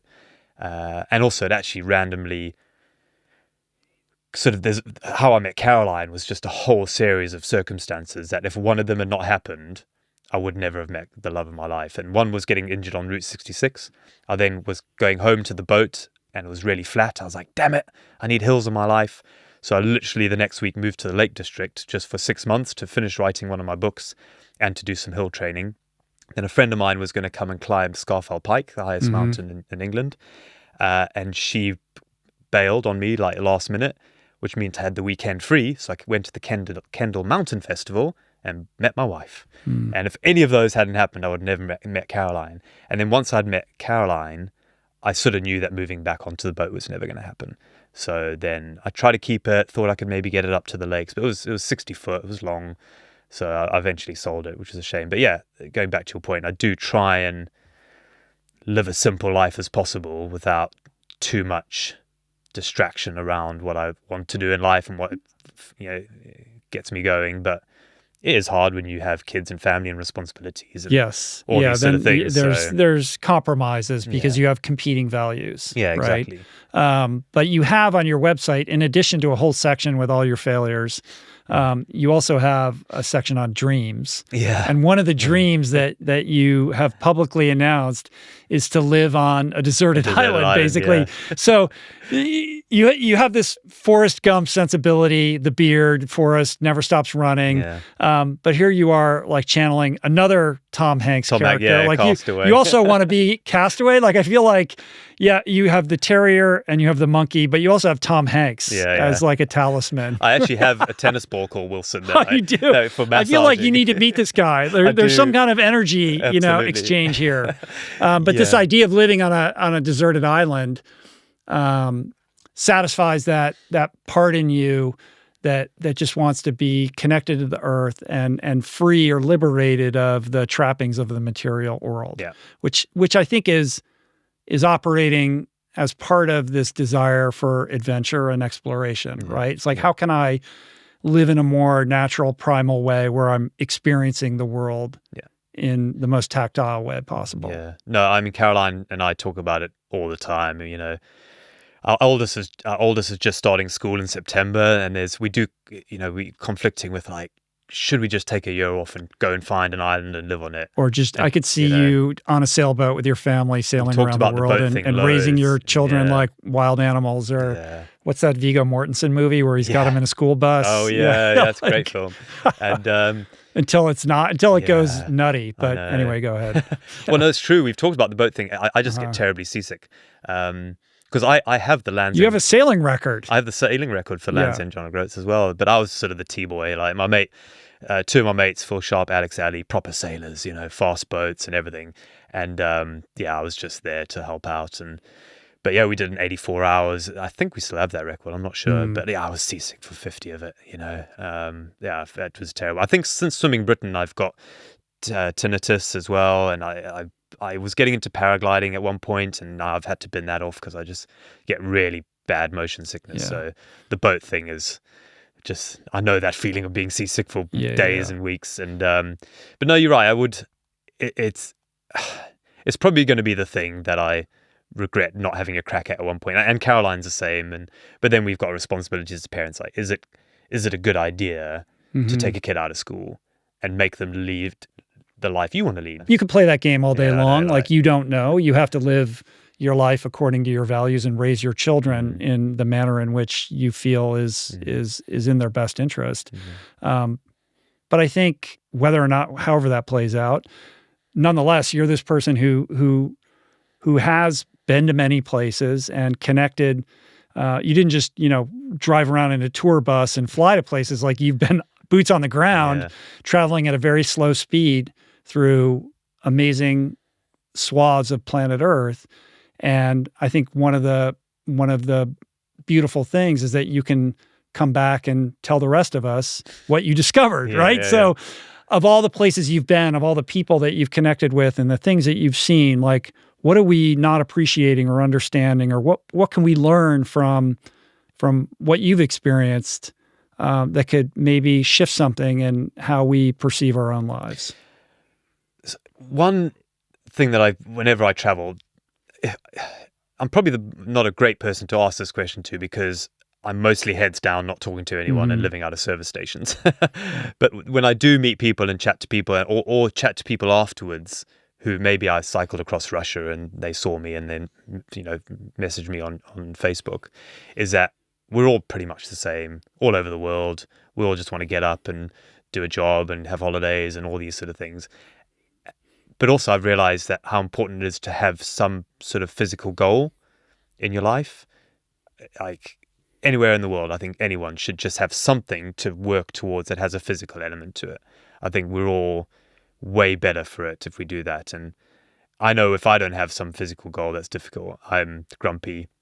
And all the people I meet all the way around the world, they're all exactly the same. We're all the same. We're all humans on this planet leaving. Yeah, we have slightly different circumstances, and some people live in easier countries than others, of course. But inherently, I think, we're all pretty much the same, and we should treat each other all the same, and we should all have a physical goal. Right. Empathy and connection. Absolutely. But as for the physical goal piece, articulate why you think that's so important. Explain that to the person who's working 2 jobs, who's never done anything physical, but their life is hard enough as it is. Yeah. Why do they need to build something like this into their life? Because it's for me, it's the same as just breathing oxygen. Like, I think you have to do it. You have to just do it. 'Cause I think you're also just missing out on life, because there's a whole aspect of life that you're not experiencing by not engaging in something that has a challenging element to it on a physical side. Like when you changed your diet, you've untapped this whole new world, right? That you just didn't know existed. And I think the same thing is there for having a physical challenge. And it doesn't have to be going and doing an Ironman. It can be literally just try and do a 5K. My wife's mum has been doing couch to 5K all year. She's still doing it. And it's great. She's just got this thing. She's got this drive now. She gets up and it's hard. But she's getting there slowly. I would also say is don't be in a rush for it, because I think that's also, and I definitely am. I take fail, your own, I take fail your own that one medicine all the on time. that one. Have the goal, but be prepared to do the steps to get there, and don't get disheartened when you're not achieving what you think you would achieve, because you're just going to burn out or get injured, or if you push it too hard, and do stuff for the fun of it. I'm into mushroom foraging, so I'll go for a run without my watch or anything. Why is that not surprising? If I had to draw a picture of somebody who's a mushroom forager, it'd probably look a lot like you. Yeah, and actually near me, there's porcinis. I'm sure. Porcinis are like the gold of mushroom foraging, and I know where all there are near me. So, sometimes I'll just do it for the fun of it, and I think that's also important to not always realize that there is a fun element of exercise and sport and challenging yourself. I think it's important to link those two things together. And I think beyond just the idea of embracing doing hard things, it's the cascade effect that occurs when you put yourself in that position. Because whether you succeed or fail in the pursuit of that goal, you're building self-esteem, you're raising the ceiling on your own sense of personal capacity, and that spills over into every area and aspect of your life beyond just what you're capable of physically. Yeah, absolutely. You know, like you're just pushing that bar higher and higher. Mm-hmm. You know, I've got a 22-month-old. He tripped on the pavement the other day, burst out crying, thought he was dying. You know, we don't cry now when we trip on the pavement because we know I'm not going to die if I trip on the pavement. So our bar's already higher, and I think it's by putting yourself through those difficult scenarios and creating a bit of hardship in the form of physical activity will, as you say, lead to all other aspects. Because the next time something else happens in your life, you go, well, that wasn't nearly as bad as running a marathon. I can definitely do this, you know. So I think that's definitely an element in that side of things. Yeah. Back to the mindset stuff. So this whole aspect of the conversation was kicked off by talking about this no plan B idea, which resonates throughout your life. Like you're someone who can pick up on a dime and go do something else without worrying about like a safety net, essentially, right? And carrying that into these endurance pursuits, talk a little bit about, in the context of the 105, how this idea of not having a plan B became kind of a reliable default mantra. Yeah. It was interesting, actually. I had a couple of close family members actually sort of sit me aside and they go, Sean, right, what happens if you can't do a full a day? Will you start doing halves a day? I'm like, no. What are you on about? They're like, well, instead of just quitting if you get injured again, what if you just dropped it down to doing halves a day and did 102 halves instead? I was like, well, absolutely not. Like, and then when that gets hard, you can go down to Olympic distance. Yeah, Olympic and then sprint and then eventually doing a 5K. And then it's just running or something. So, no, I was sort of offended. I was like, it's just never going to happen. I'd rather fail and go back to the drawing board and start again, trying to do the fulls every day, than reduce my bar or make my ambitions lower. Like, I don't get any satisfaction about doing halves a day. Zero. Absolutely zero. You know, I could do a whole year of halves. It would be less satisfying for me personally. It wouldn't feed the terrier because the terrier wants the fulls. Right. So, and on some level, the terrier is sort of like a mad alcoholic, though, who's developing a very high tolerance. And needs to be fed even more and more and more and more. This is a concern. This is the hungry ghost. Well, I mean, at some gnawing point, on your soul. Well, exactly, because at some point, the terrier will never be satisfied. Right. Because he'll have achieved something. You attempting to satisfy it is a lost pursuit. No, I know that. But I'm like la la la la la. Of diminishing returns that will slowly drive you mad. Absolutely, and I'm only until 42 your wife now. leaves you. Exactly. And I've got another 40 years of things to fill. I don't know. Keep telling yourself that you're running towards something. No. And start understanding or appreciating what maybe you're running away from. No, I'm not accusing you of anything. No, I am obviously running towards and away from something. I don't know what it is. I can't answer it. I wish I had an answer. At the moment, I'm just winging it. I'm winging it and see what happens. I think because no plan B. No plan B. Exactly. At the moment, I'm good at something, and I'm good at being miserable, cold, wet, hungry, and tired. And I'm good at doing multi-day stuff. And I'm good at nailing those 10 pillars of endurance. And I'm going to keep doing that until I can't anymore. And then when that does happen, then I think of another plan A. That's something else. And maybe it's being a PE teacher at school. You know, youth sport is high on my agenda now. Since I've had kids, I've just noticed how hard it is to try and get facilities, especially in North Wales where I'm from. And so now that's my focus. I even got a letter from Prince William. Oh, you did? Yeah, I did, yeah. What did it say? On day 60-something, he wrote, we got a letter through the post with the Kensington Palace stamp on it. We're like, what is this? And it was like, dear Mr. Conway. Am I being knighted? Yeah, exactly. Is this the OBE? What's happening? So it's like, dear Mr. Conway, congratulations on your 102. And then he wrote a lovely paragraph and on the importance of youth sport, and now because he's the Prince of Wales, of course, Right. And then said good luck with the rest of your challenge, and then just a signature, and it doesn't look like anything. So we were like, who wrote this? We're like, it must be the janitor who's just got a letterhead. And then we Googled his signature and it's come up. And his signature is just Willie.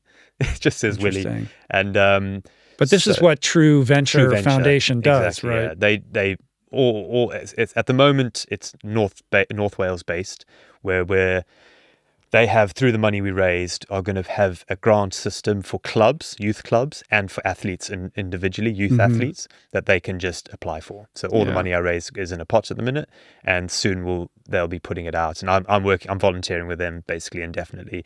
Ryan lives near me, who set it up, and we go. I went to a youth triathlon event just this last weekend and did the prize giving. It was the final event of the year, and we're just trying to get more kids, because in North Wales only 39% of kids do sport outside of school. Wow. 66,000 fewer kids in Wales alone do sport outside of school since COVID. And then we hope to expand into the rest of the UK, first Wales, then the UK, and then also expand the types of sports we'll support. But at the moment, it's triathlon, swim, cycle, run, and a couple of smaller ones. Like there was a club who couldn't put a youth volleyball, water polo in together because they didn't have the small balls for the kids, because no one would fund it. So we figure that out. We'll give you some balls, you know. So is Geraint Thomas from Wales? He's Wales, yeah. He's South. He's from South Wales. So South Wales is different. There's a bit of a divide between North and South, because South has Cardiff, and you know they've got 50-meter pool. There's no 50-meter pool in North Wales, for example. And all the other pools are sort of council pools, so you have to. There's a slot and things like that, and so a lot of the North Wales kids were having to drive all the way down to Cardiff for a gala. That's pretty far, isn't it? It's 4 hours plus hotels and everything, and there was never anything up in. But you live pretty close to Wrexham, right? Live pretty close to Wrexham. So Americans know Wrexham for one reason and one reason only. Yeah, Ryan Reynolds. So talk to me about the Ryan Reynolds effect on that town, like where you live. That's amazing. So I'm probably half an hour, 40 minutes from Wrexham. But yeah, since him and Rob bought the football club. They bought the football club, and they've invested good money in it. And they're very emotionally invested in this. Absolutely. And it's been amazing for Wrexham. And I don't really watch football. But I have jumped on the Wrexham bandwagon, absolutely, because they're local to me. And a lot of the riders. Has that created like just a resurgence of interest in the football club, or kind of local pride and all that kind of stuff? And also, or are they interlopers from the outside? No, they're amazing, because they're putting money into the town, and now the stadiums are full and they're selling all tickets, and it's good for the community. And they've gone up a league as well. I think they've got 4 more if they want to get to the Premiership, but that's a long way off. But still, it's been amazing. So anyway, because I cycled down quite close to Wrexham, on my website, I was trying to get Rob or Ryan to tattoo the Wrexham Football Club on my ass for 25,000 to the charity. But they never. That sounds like something they would do. Well, though. I know, but I don't think. I mean, he's a marketing genius. Yeah, I thought that would have been great. Yeah. So anyway, that never happened. But it's still open. So Rob or Ryan. We'll see if this makes any impact on whether we can make that a possibility. No plan B. No right? plan B. You're all in. You're committed. I'm all in. Just like they are to Wrexham. Space on the bum cheek right now already. The other interesting mindset tool that I want to hear a little bit more about is this counterintuitive notion of refusing to celebrate small wins. You would think in the pursuit of a larger goal, you have these stepping stones along the way, and emotional engagement and staying fresh with it involves allowing yourself to have those little wins to celebrate along the way. Yeah. You feel differently. No, very differently. Yeah. For me, if I celebrate too many small wins in my pursuit of the full cake, at some point there could be a situation where it's going badly, but I go, oh, well, I'm not doing so well, but I got XYZ from it. So, for example, once I got to 21, I had the British record. I could have gone, I'm the British record winner, brilliant, making a big fuss out of that. Then once I'd got to, which I thought was 42, but it turns out it was 61, I would have got the European record for the most number of continuous, day by day fulls. I could have celebrated that. I could have celebrated, there's a couple other things that sort of I did, and then I don't even remember them because I didn't celebrate them. But the worry is that, let's say I'd done all those little mini micro celebrations. Let's say on day 80 something bad happened. The worry for me was, oh well, I'm already the European record and the British record holder. Oh, I'm happy with that. Easier to quit. Oh yeah, well, I can be happy with what I've done. And that was not good for my headspace. I needed to be, again, it's all or nothing. No plan B. I'm doing the 102, and if I don't, it's the whole thing's a failure. Like, I'm not ever going to go and start doing the talk circuit going, well, I'm actually the British record holder. Yeah. No, it's... Who gives a shit? Yeah. For me, Right. absolutely, yeah. A bit the same as like, oh, well, why don't you do the most number of halves? Because I think the record for halves is less than the fulls anyway. I believe. I could be wrong on that, but I think it's in 70. But you could create a record for anything. Yeah, I So know. You could. It's like, how meaningful are these records? It Exactly. depends upon, how incredible the challenge is, I suppose. How does that square with being a leader of a team when you have a crew of people and you're reliant upon the support that you need to accomplish the goal, right? Like, you may feel like it's not in my best interest to celebrate these stepping stone goals, but I have all these people and I have to keep them excited about what we're doing. Yeah. And I can't expect them to adopt my mindset and have them show up fresh and smiling every single day. Yeah. I think I failed on that. Yeah. If I'm honest, I think I didn't quite, because I've never really done anything with crew before. So I had a crew when I swam the length of Britain, and we were stuck on a boat, so they sort of couldn't leave. And also that really was sort of something, doing a world's first where no one's even attempted swimming up the West Coast. That was enough to sort of keep them excited. But and also I had days off on that one. It took 135 days, but I had a good 40 days of bad weather where I couldn't swim. Yeah. So we got to go to the pub and, relax and have days off and things like that. So I think that kept them sort of interested. But again, I failed there. I think just motivating them. I'm not very good at compliments, receiving or giving. I feel like I'm very self-motivated, and I sort of half expect other people to be motivated enough. If you've chosen to do it, just be motivated and do it. And I think I apologize to the crew now. I'll openly say that I'm sorry for not potentially coming across visually and verbally as appreciative as I was, because I was, every day I'd wake up and be like, these guys are amazing. Because that's the other thing I did slightly differently to James, I think his crew were doing all day with him. I can't quite work that out, because I saw pictures of both of them at the end of each day. They would come in and out. Right, they had different roles. Their job on the bike was to protect James, and because there were a lot of people riding, especially at the end, and it was very dangerous. So their job was to insulate him, and I think they were taking turns with that. Similarly on the run.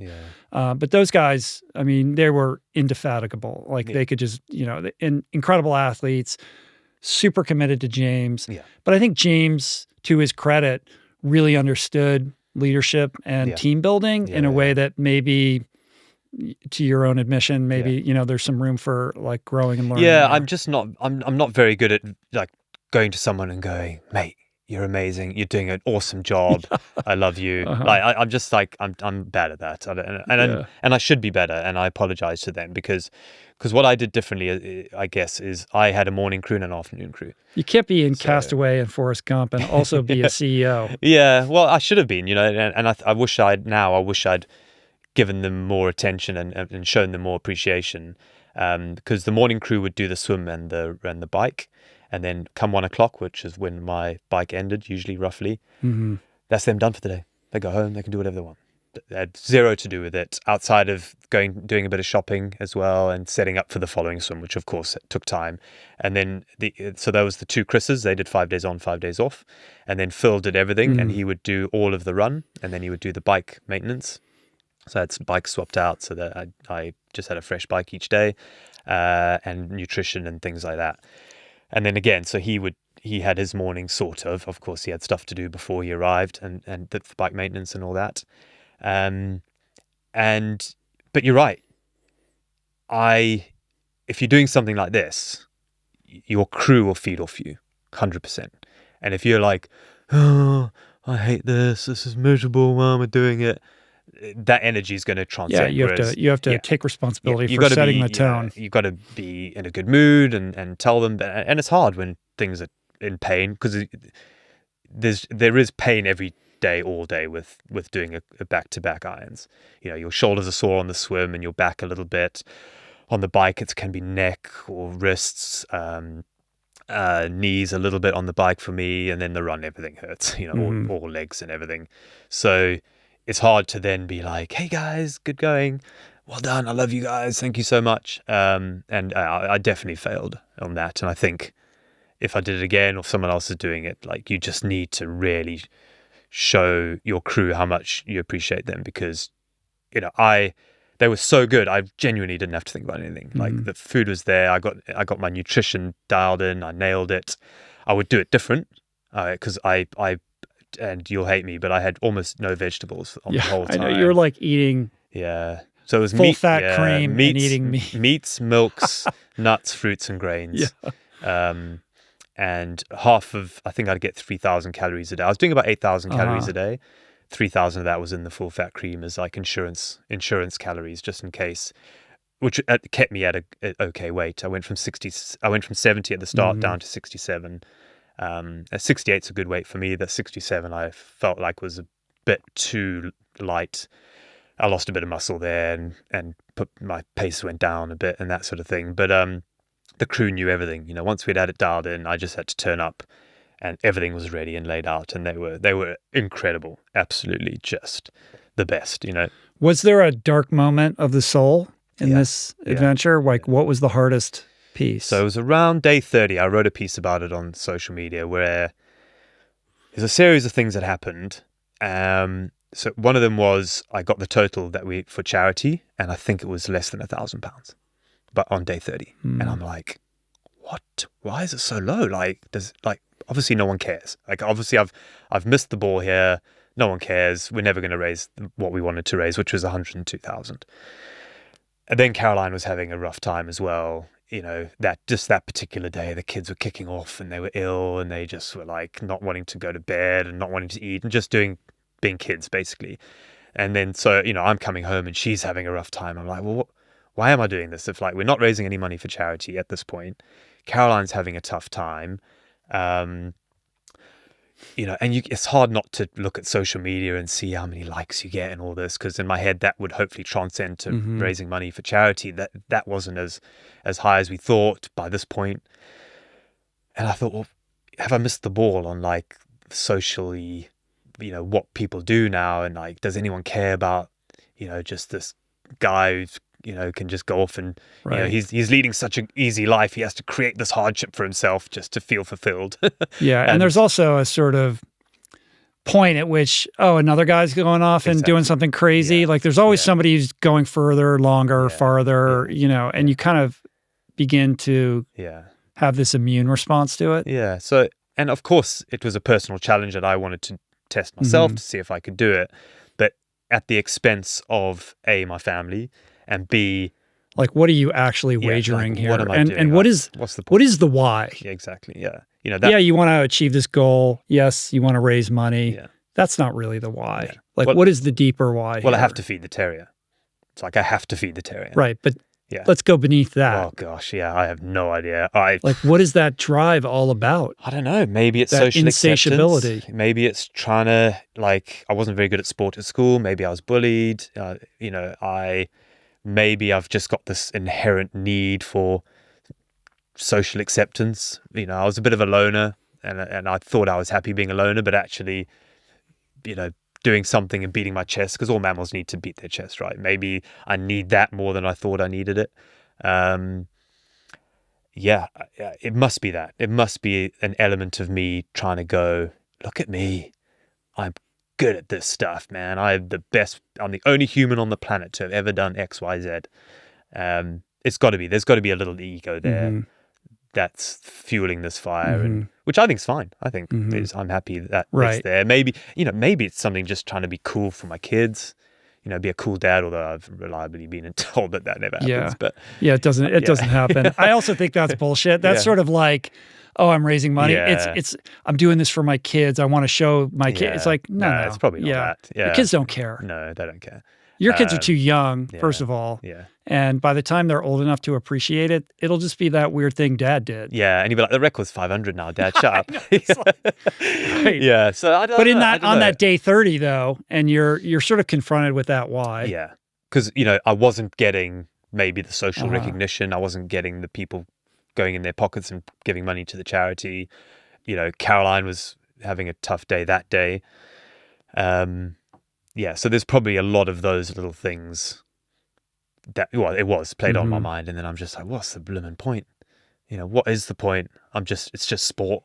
All I'm doing is trying to do a few more full irons than one other guy did, and yeah, it hit me that day. Is it worth Yeah. cratering your marriage Well, and exactly. threatening your relationship with your family? Yeah, all these exactly. things. And then failing at a potential other goal, which is all part of the jigsaw. And I know the charity thing wasn't, as you say, the be all and end all, because I needed to chase the record, but it's certainly something that It's something you cared about, and it also created another layer of accountability. Exactly. Yeah. It's dangling all the carrots, like what are the carrots you've dangled in front of yourself to keep you going forward? And certainly the charity is one of them.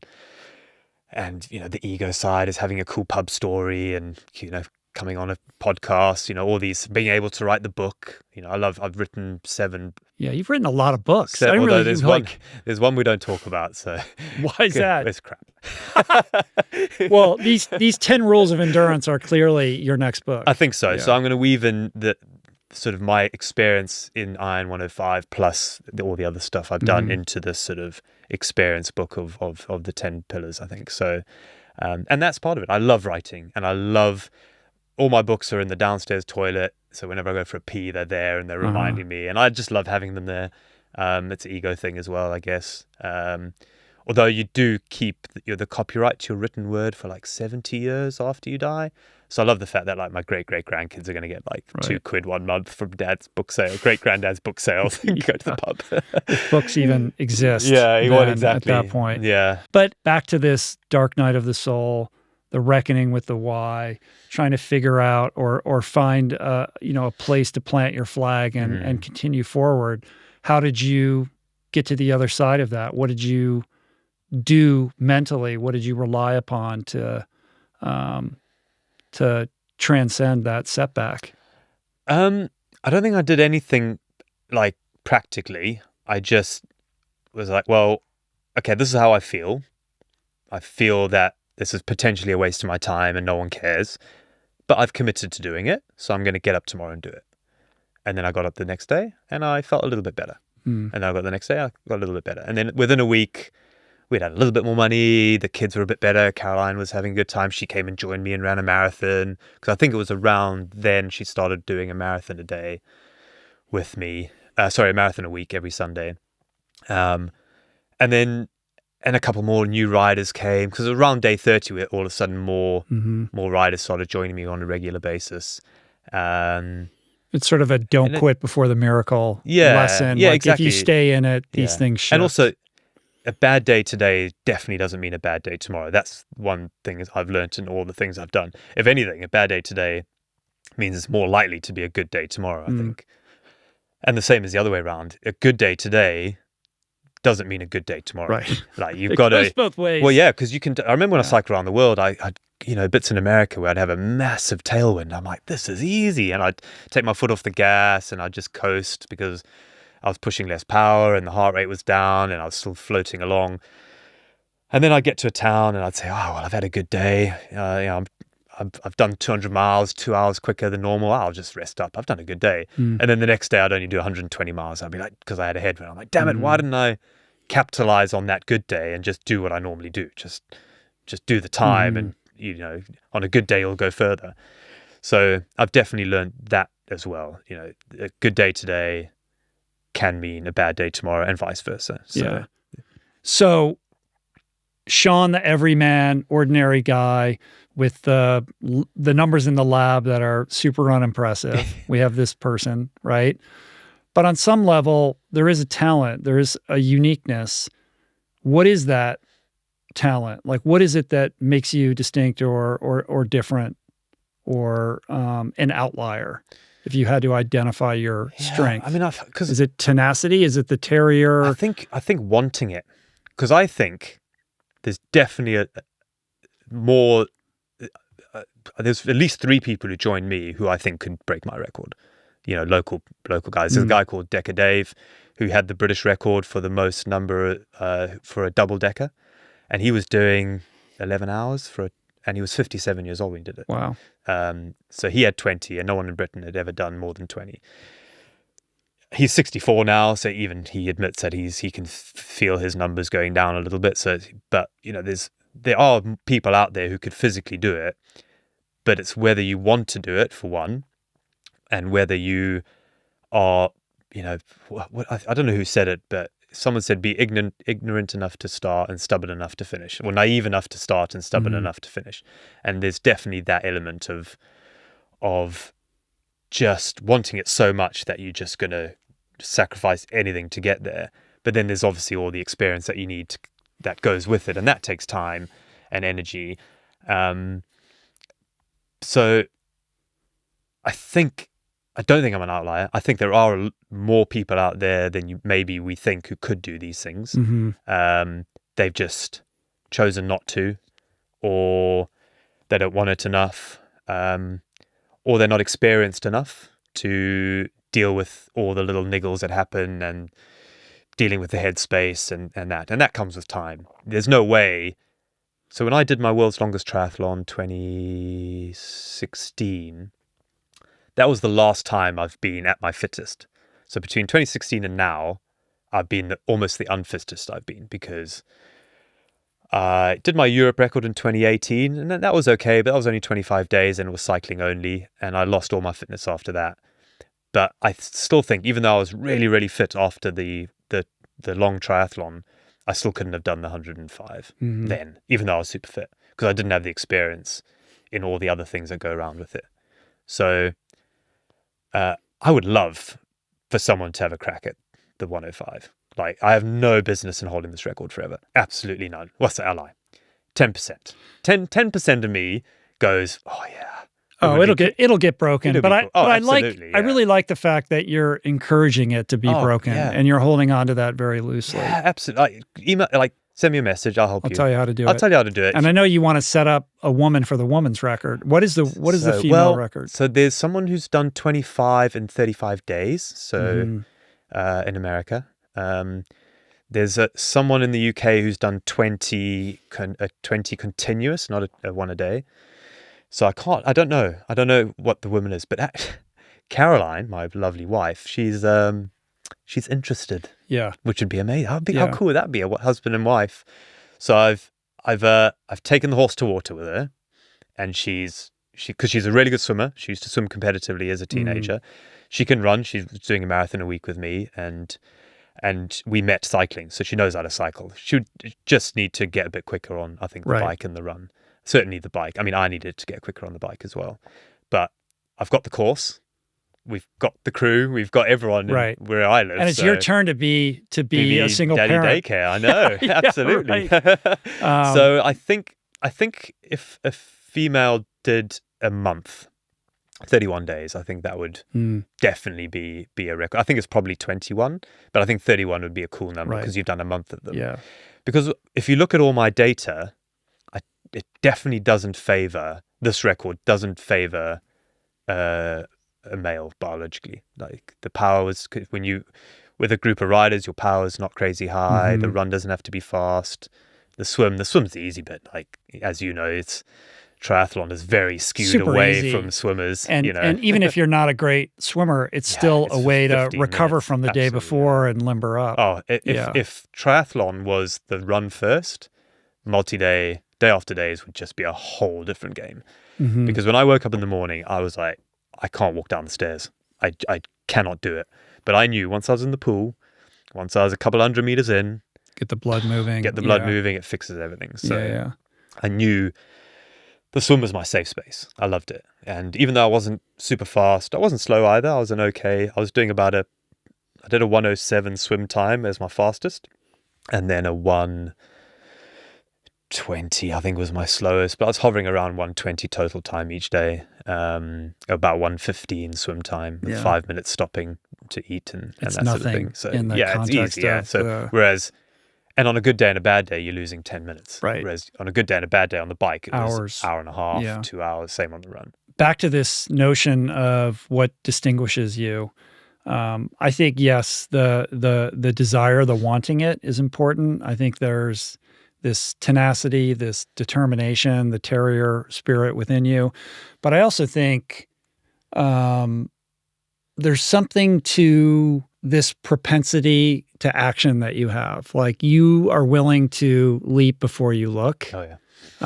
And that's the naivete piece, right? Like not being intimidated or afraid and not being paralyzed by the unknowns, which I think is something that a lot of people get overly caught up with. So much so that you decide you're going to swim the length of Great Britain and you have like no swim training. No.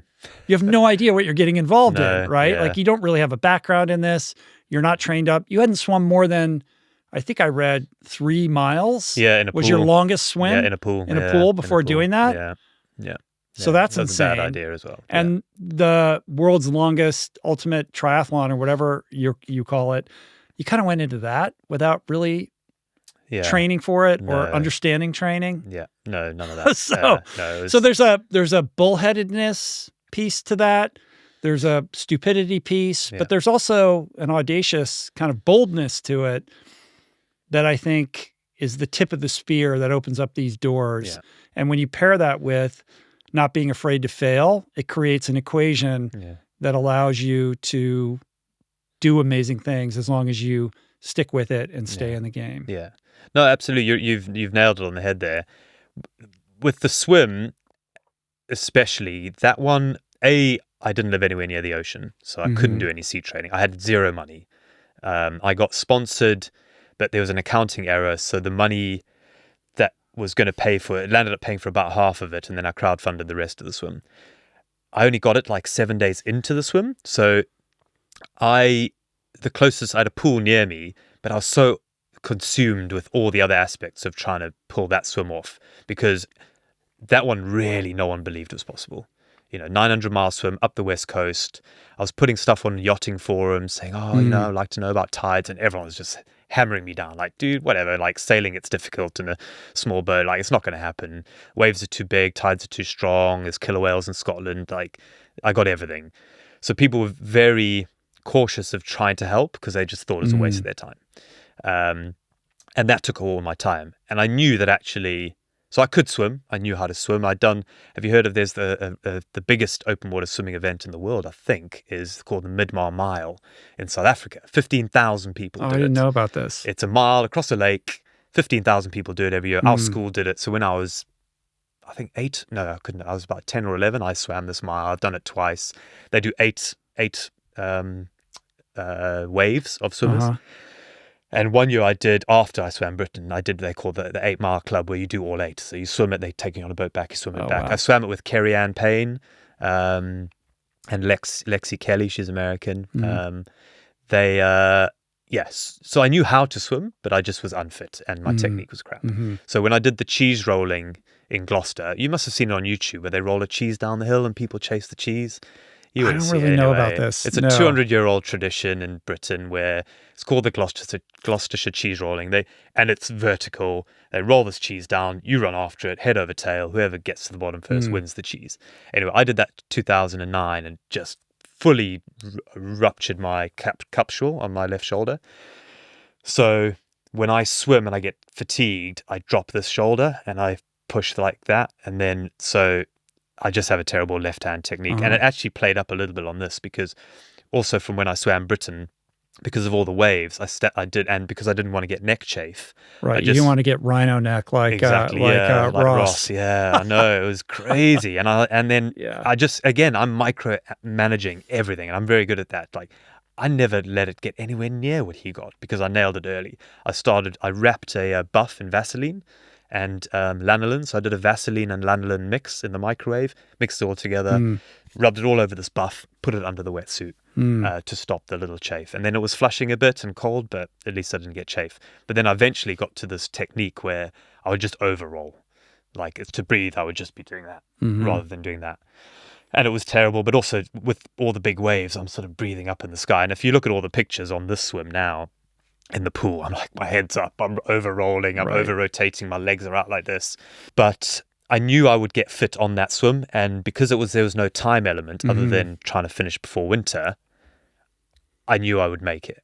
Like I knew I just swam a mile, 2 miles, I could do it. As long as I did about 10 miles a day, I think, in my head, I was like, right, I'll get into Scotland before winter. Even though I was hoping to do more than that, but it landed up being much slower. I thought it was going to take me 2.5 months. It took me like 4.5 or something. Yeah, 135 But who cares? Days. Yeah, I did it. Right? Yeah. This propensity to act, like you threw yourself into this thing and figured it out as you went. And as a result, you've accomplished things that you probably couldn't have imagined for yourself. Yeah. So I'm trying to like mine the lesson from that. And I think it's that courage to kind of liberate yourself from this social, this imprinted kind of social expectation or attitude that we have around safety and security and like always knowing like where each step is going to lead you along the path. Yeah. And you're just kind of bouncing around like a ping pong ball. Like I'm sure there's more conscious intention behind it, but I see somebody who's acting on instinct and really driven by this sense of adventure and is kind of just going from one thing to the next and not spending too much time worrying about what the larger plan is here. Yeah. Like trying to be really in the moment with who you are. Yeah. No, it's true. And I think once I think of something, it's just like, well, that's what I want to do now. Like, I'm just going to do it. Like, and I'm not prepared. Yeah. And that is like a Forrest Gump thing. Yeah, like, I'm just, okay, I'm going to run now. Yeah. And then like, okay, I'm done. Yeah. No, exactly. And obviously where it sort of bites me in the ass a little bit sometimes is there's weather windows. And, so for last year's attempt, I thought of it in December because I had this other idea, which I can't talk about, which I was going to do, which you know about. But that just kept getting delayed and delayed. Why can't we talk about it? Delayed. Well, I don't want someone else to do it. Okay. Yeah, I want to All right.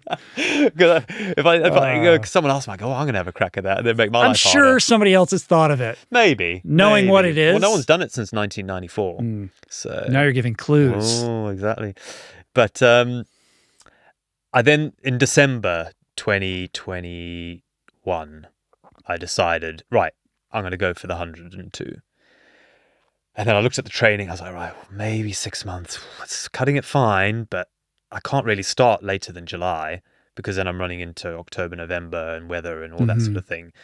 So that was also partly the issue with the previous attempt. And also kit, like getting kit with the supply chain issues, getting a bike was possible. You and James both like out doing it in freezing weather and like, what are you guys doing? Just relocate this whole thing. Well, he had more. I think he had more variation on temperature, but I just had the rain.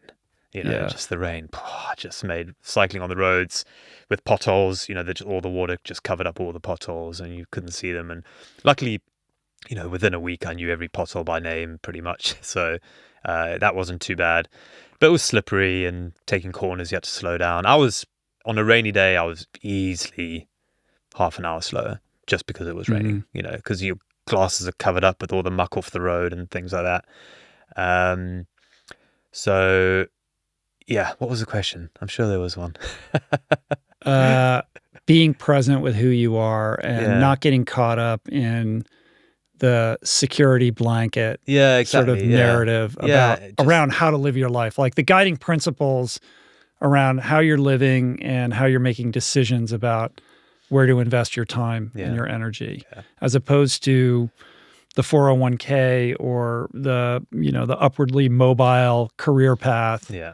You're just like, well, here's what I'm doing. Yeah. Here's what I think I'm going to do now. Yeah. Yeah. And that's kind of it. Pretty much. I know. It's going to And is your wife terribly. Different? Oh, she's terrified of the future. No, it's again, even sitting here, I can't even genuinely give you a reasonable, sensible answer. because I don't know, because it's just not how my brain works. But I think the bandwidth of your life, like the horizon of your life, is obviously quite large right now. You're writing books, you're traveling around, you're giving talks, you're speaking, you're doing all these things that would probably really impress the young photographer who had dreams of being a National Geographic fellow, right? Yeah. So when you think back to the aspirations of that person and reflect upon your life today, what is the message that you tell that young person with a dream? Just don't be scared to just wing, like have a go. You know, I think that's what I do. I just think of something that I would potentially regret not doing. You know, that's quite an important thing, and I think that's quite common. But to action it, I action it to like, I will 100% regret not having a crack at this. You know, like the 102, when I failed the first time, there was sort of talk about, well, you know, James Lawrence is a pretty impressive guy. Like, maybe you don't have it in you, buddy, you know? And I saw him on day 100, and I mean, he was delirious. Like, he struggled, man. Yeah, exactly. You know? So who are you to think? You know, I've never done a 9-man the event in my life. I've never done a triathlon. In fact, I've done three 1-day events in my life. I ran the London Marathon for the Scouts. I did a Tough Mudder, and I did a 50K Ultra a couple of years ago. There's literally, other than training, of course, I'm doing 1-day training and things, but actual events, that's all I've ever done. I've never done any triathlon, not once. I've not done a proper running race. It's just, 1-day events have never excited me. So you're right, you know, once when I failed last year, there was a huge part of me and people I know and the internet going like, who's this guy? Like, what's he going to do? Right? Yeah, not so easy. Like, come on, man. Like, you know, and of course, as I said, like, I plead guilty to that, by the way. Yeah, well, I I remember you messaged when I announced the attempt. I remember you saying, we'll see. Snap, shots fired. Yeah, shots fired. Like, yeah. And suddenly, then at 6, and you had that thing, I was like, told you. Maybe not as, not in like a Schadenfreude way, but out of like a respect for just how difficult. Yeah, absolutely. Yeah. And a huge part of me maybe didn't take it seriously enough. There was that time window where I sort of knew that 6 months wasn't enough, but I thought, I'm just going to have a crack anyway. Otherwise, I'm waiting another year for this would have been this year. Because the sensible part of me would have been, right, when I thought of it in January, I would have started in April the following year, which is so this year. But of course, I'm like, well, I don't want to wait 14 months. Like, I want to now, and I think I can get there. And I was wrong. I was wrong. You know, the route wasn't good enough. I was a little bit down on fitness, although even day 7 with the injury, all my times were a little quicker. So my swim was quicker. I think I'd done the fastest bike on that day. That my run was slow, super slow. So I was sort of on the right track. But yeah, I wouldn't have made it because I just didn't. I just winged it a little bit too much this time. And I don't regret it because it became fuel for my fire the next time. It was like, right, well, I cocked that up. What did I do wrong? I'm going to do it better. Right, I'm going to train a bit more. I'm going to work on a bit on my speed because I can go forever, but with doing the full a day to get the sleep, you've got to be fast as well. So I had to bring in some speed work into my training. So I did that, worked on a better route, got, you know, the crew, got a different crew. So yeah, everything I just did a bit better that I'd messed up the time before. Because let's say I even had got to a physical level, I potentially would have still messed up because of other things had I not done the 7. Right. And actually, so going back to getting to the start line fully fit, there's 3 things I would do differently if I did it again. One is I would still do my 3 sessions of each thing a week for 6 to 8 months. I think that's how long I did it, 8 months. Then I would do a week-long bike packing ride about 2 months out. Morning till night, 200 miles a day, just cycle.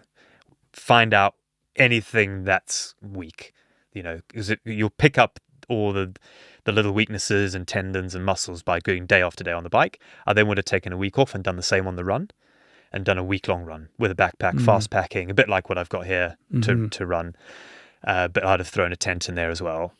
done that for a week, seen what niggles I picked up, because that would have picked up my weak knee, for example, and maybe my weak right ankle, and maybe this hip thing I've got now. And then I would have done 5 in a row. And I would have done 5 in a row about 6 weeks out. And that's controversial because, and the reason I didn't is because I thought, well, what if I get injured? Mm-hmm. Then it's ruining my attempt. But then if I get injured doing 5, I'm getting injured doing 105. Right. You're just Yeah. You're basically, creating a situation where you can pull out before you begin, Or because you're just realizing what's inevitable. Yeah. So let's say I did the 5 and I'd picked up this knee thing. I'd have gone, right, why did that happen? I need to work on that. Go work with my physio, work with everyone so that it doesn't happen on the 105. Mm-hmm. And so there's a couple of things that happened. Not to say that the 105 I love that was going to go easily. I love that your training block is like, okay, I'm just going to do these 200-mile days on the and then I'm going to do this insane run camp, and then I'm going to do 5 Ironmans in 5 days, just in training to get ready. I think you'd have to, if you want to.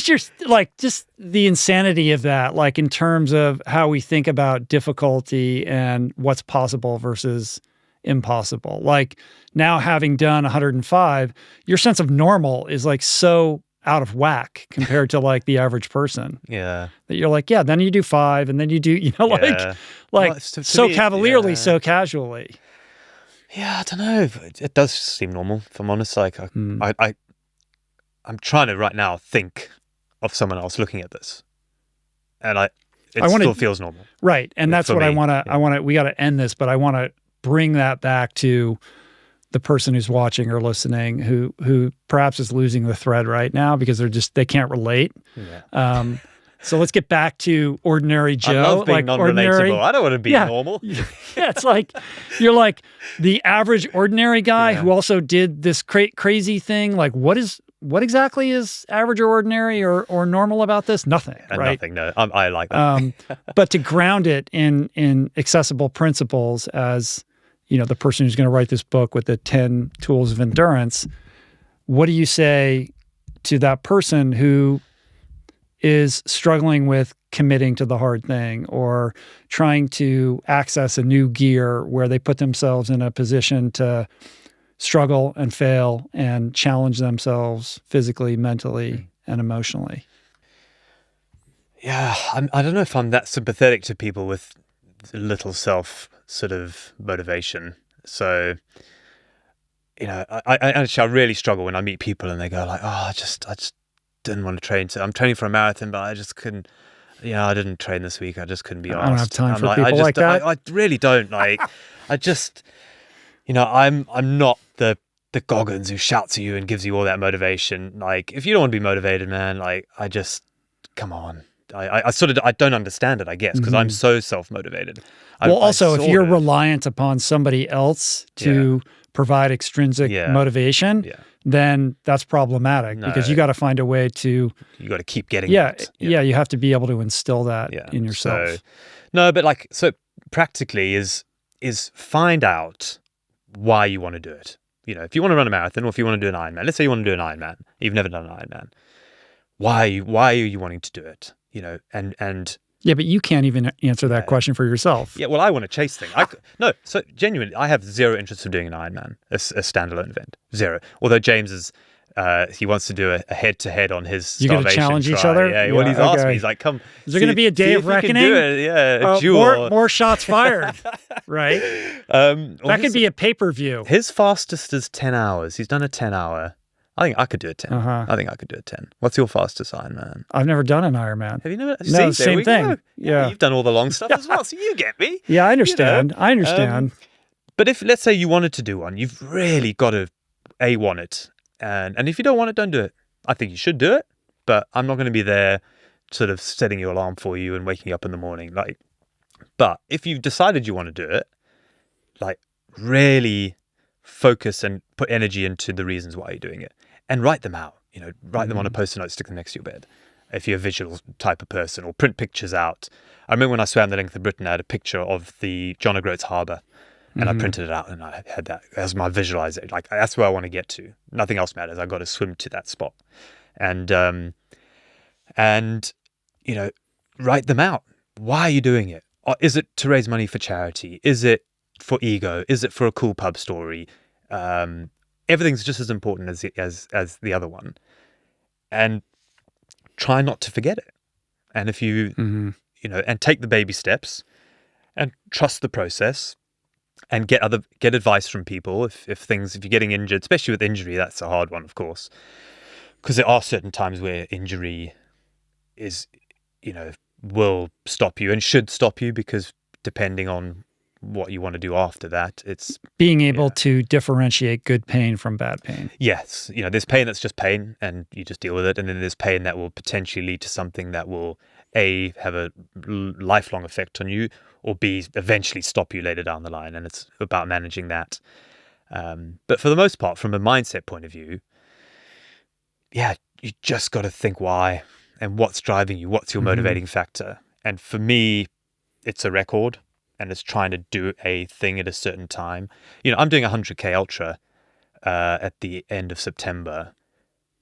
I know I will never win that race. Like, it's just never going to happen. I've not trained for it. I've not done hills in months. However, I really want to see just what I can do, how fast I can do it. So I'm going to push myself. I'm going to look at my numbers, which I normally don't do, and just see. So I'm chasing this philosophy of how well I can do. Once I've set that time, then, and let's say that time's close to the winner of that particular race, then maybe the terrier will be like, oh, maybe you can win it next year. I've signed up for the 215-mile run across Scotland for next August. Now that's something I think that the last year's winner was 58 hours. And I'm sort of going, I wonder if I could do 58 hours as well. So that's something that excites me. And that's all I need. That I don't need any other external motivation other than for this 100 coming up is how quick can I do that? And then that's all I need. I literally need nothing else. Yeah. I'm so motivated You know what, to though? just do that.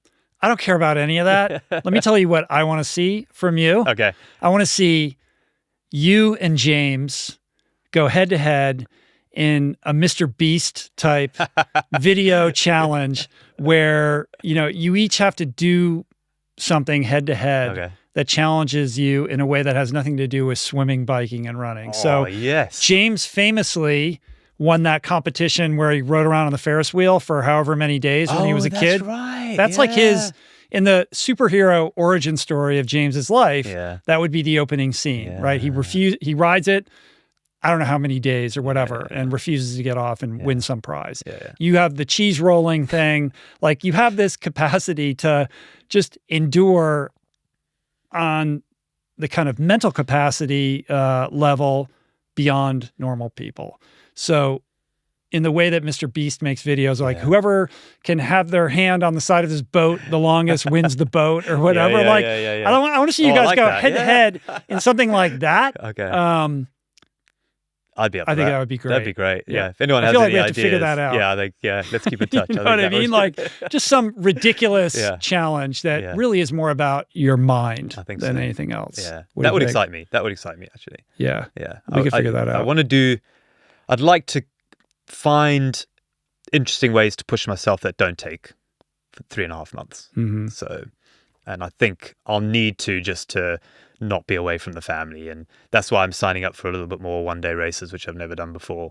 But maybe that's part of it. Maybe there's these psychological challenges that I could sort of kind of scratch the terrier, Yeah. Maybe that would also scratch the terrier. But maybe instead of scratching the terrier, let's pet him a little bit. Try to understand him. Lock eyes with him. Yeah. See if we can get a little communion here, a little deeper insight into why the terrier is the way the terrier is. You are right. I'm still terrified that he then decides to. There's nothing to be afraid of. Forever. Self-awareness is power, my friend. No, it's true. It's true. And every time I listen to one of your podcasts, I sort of go, right, I definitely need to work on that side of me a little bit more.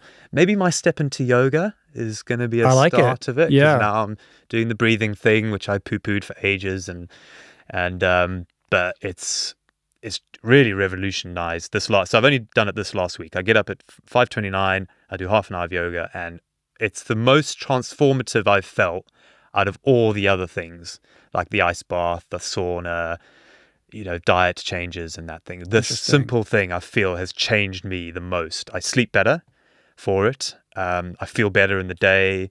Even Caroline was like, "Oh, you've in such a good mood lately." So I'm definitely gonna, but I'm doing the classic sort of boy thing of like, right, I want to get into yoga. Right, is there a 3-hour yoga session I can do on YouTube? More is better. More is better. Right. Yeah. I know, it's terrible. Yeah. Which is it's antithetical to the whole yoga thing to begin with, right? Like it's hilarious. And I'm so terrible. I'm shaking on every pose, and I love being terrible. Being competitive. In your asanas. Yeah. Well, let's also work on maybe getting a few vegetables in you as well. Oh, so I at home where I'm sort of part-time vegetarian, part-time vegan as well. Don't have a lot of meat. And you're growing some of your food and foraging the mushrooms. Foraging. I've got a big veggie plot as well. The growing season's a bit rubbish, so you get all your vegetables in like a 1 month window type thing. But yeah, Caroline and I, we will have a Sunday roast on Sundays, but mostly our weekday meals are pretty much vegetarian. And I really would reading your book. Really, I've read it twice now, and I'm like, damn it, I really need to do this. I really need to just go all in. But yeah, it's on my list. On my list. You versus James Lawrence, who can sustain a vegan diet the longest? Oh, I think I could. I love it. I actually, you probably would win that. No, because I don't know. I quite like. James has tried. We talked about it. I think it's habit. It's habit more than anything. I think so we do this where they deliver all the ingredients to a meal every week in a box. And so that's all. I don't think they do a vegan option, but it's a vegetarian option. So we have 4 meals a week at home that are mostly vegetarian. And I love it. Cool. Yeah, and I feel better for it.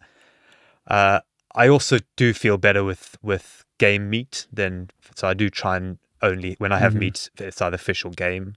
But on the 105, it's just I started stomaching. How could you maximize caloric density? Basically. And also I wasn't there to try and do a sub 10. I knew I needed the calories, and I knew I needed to survive the day, and I needed to not lose weight. But food very rarely changed my energy levels on the one because I was so fatigued, I was so tired, I was in so much pain. If I ate nothing or everything, I still felt the same. So all it was just minimizing, eventually going off the cliff from a performance point. Because eventually, at some point, I'll just waste away and have no power left, and then I'll be doing a 7-hour bike and a 7-hour marathon, and then I'm back on the wave. So, and once I had a system, because I ate almost the exact same thing every day, and at the same time. So I'd wake up, I'd have porridge and chia in the morning with butter and honey.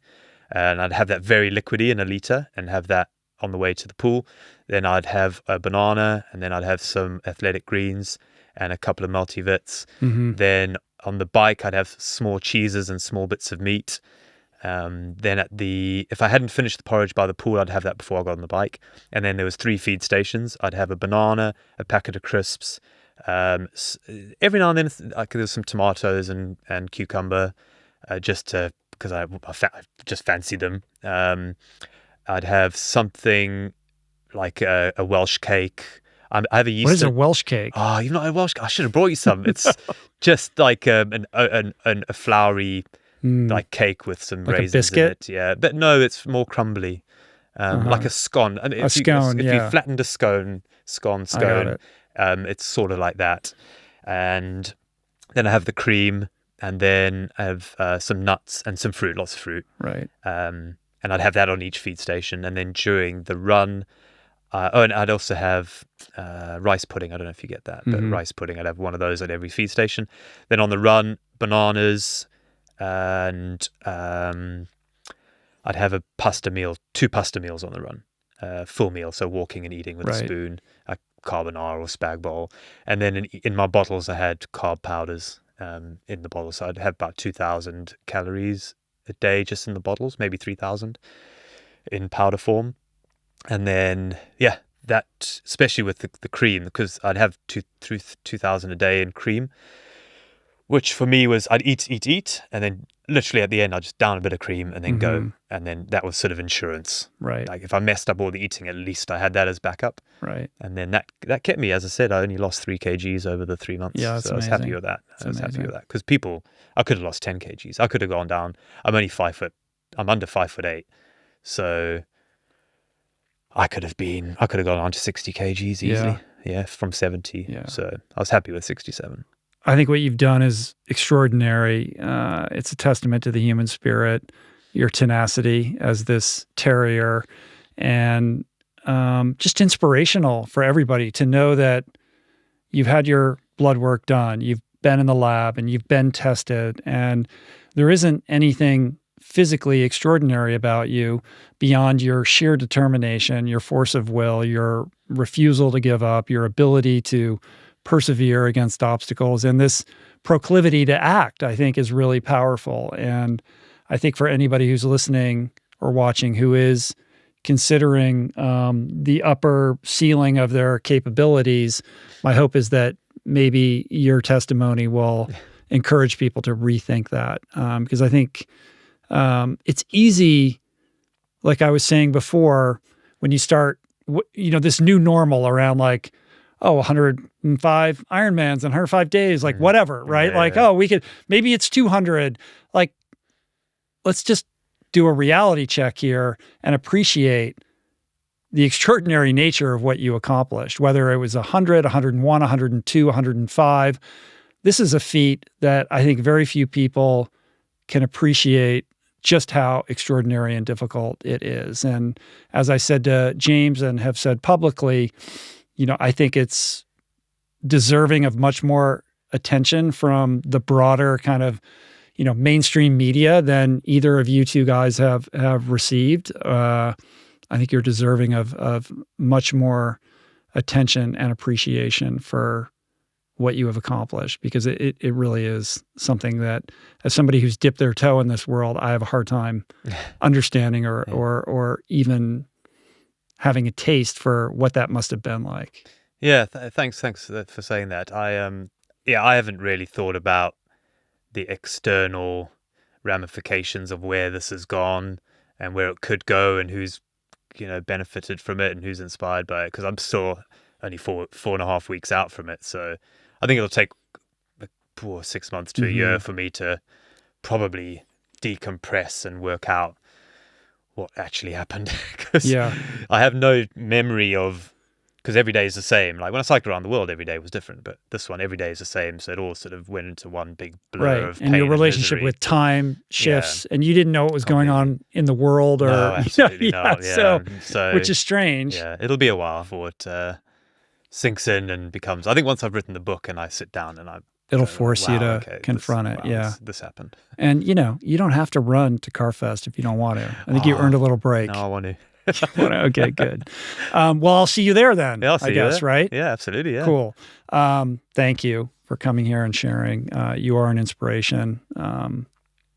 Amazing what you've done, and I can't wait to see what you've done next. Not that you need to top it. I'm more interested in how you synthesize these experiences into actionable wisdom for the rest of us through the book you're going to write. Yeah, thank you very much. Yeah, it's very, very kind of you. Yeah, so if people are keen to learn more about you, they can go to Sean Conway Adventure. SeanConway.com or Sean Conway Adventure on Instagram. Yeah. Those are the two places. Yeah, that's it. Yeah. Cool, man. Awesome. All right. Thank you. Cheers. That's it for today. Thank you for listening. I truly hope you enjoyed the conversation. To learn more about today's guest, including links and resources related to everything discussed today, visit the episode page at richroll.com, where you can find the entire podcast archive, as well as podcast merch, my books, Finding Ultra, Voicing Change in the Plant Power Way, as well as the Plant Power Meal Planner at meals.richroll.com. If you'd like to support the podcast, the easiest and most impactful thing you can do is to subscribe to the show on Apple Podcasts, on Spotify, and on YouTube, and leave a review and or comment. Supporting the sponsors who support the show is also important and appreciated, and sharing the show or your favorite episode with friends or on social media is, of course, awesome and very helpful. And finally, for podcast updates, special offers on books, the meal planner, and other subjects, please subscribe to our newsletter, which you can find on the footer of any page at richroll.com. Today's show was produced and engineered by Jason Camiolo, with additional audio engineering by Cale Curtis. The video edition of the podcast was created by Blake Curtis, with assistance by our creative director, Dan Drake. Portraits by Davey Greenberg, graphic and social media assets courtesy of Daniel Solis. Thank you, Georgia Whaley, for copywriting and website management. And of course, our theme music was created by Tyler Pyatt, Trapper Pyatt, and Harry Mathis. Appreciate the love the support. See you back here soon. Peace. Plants.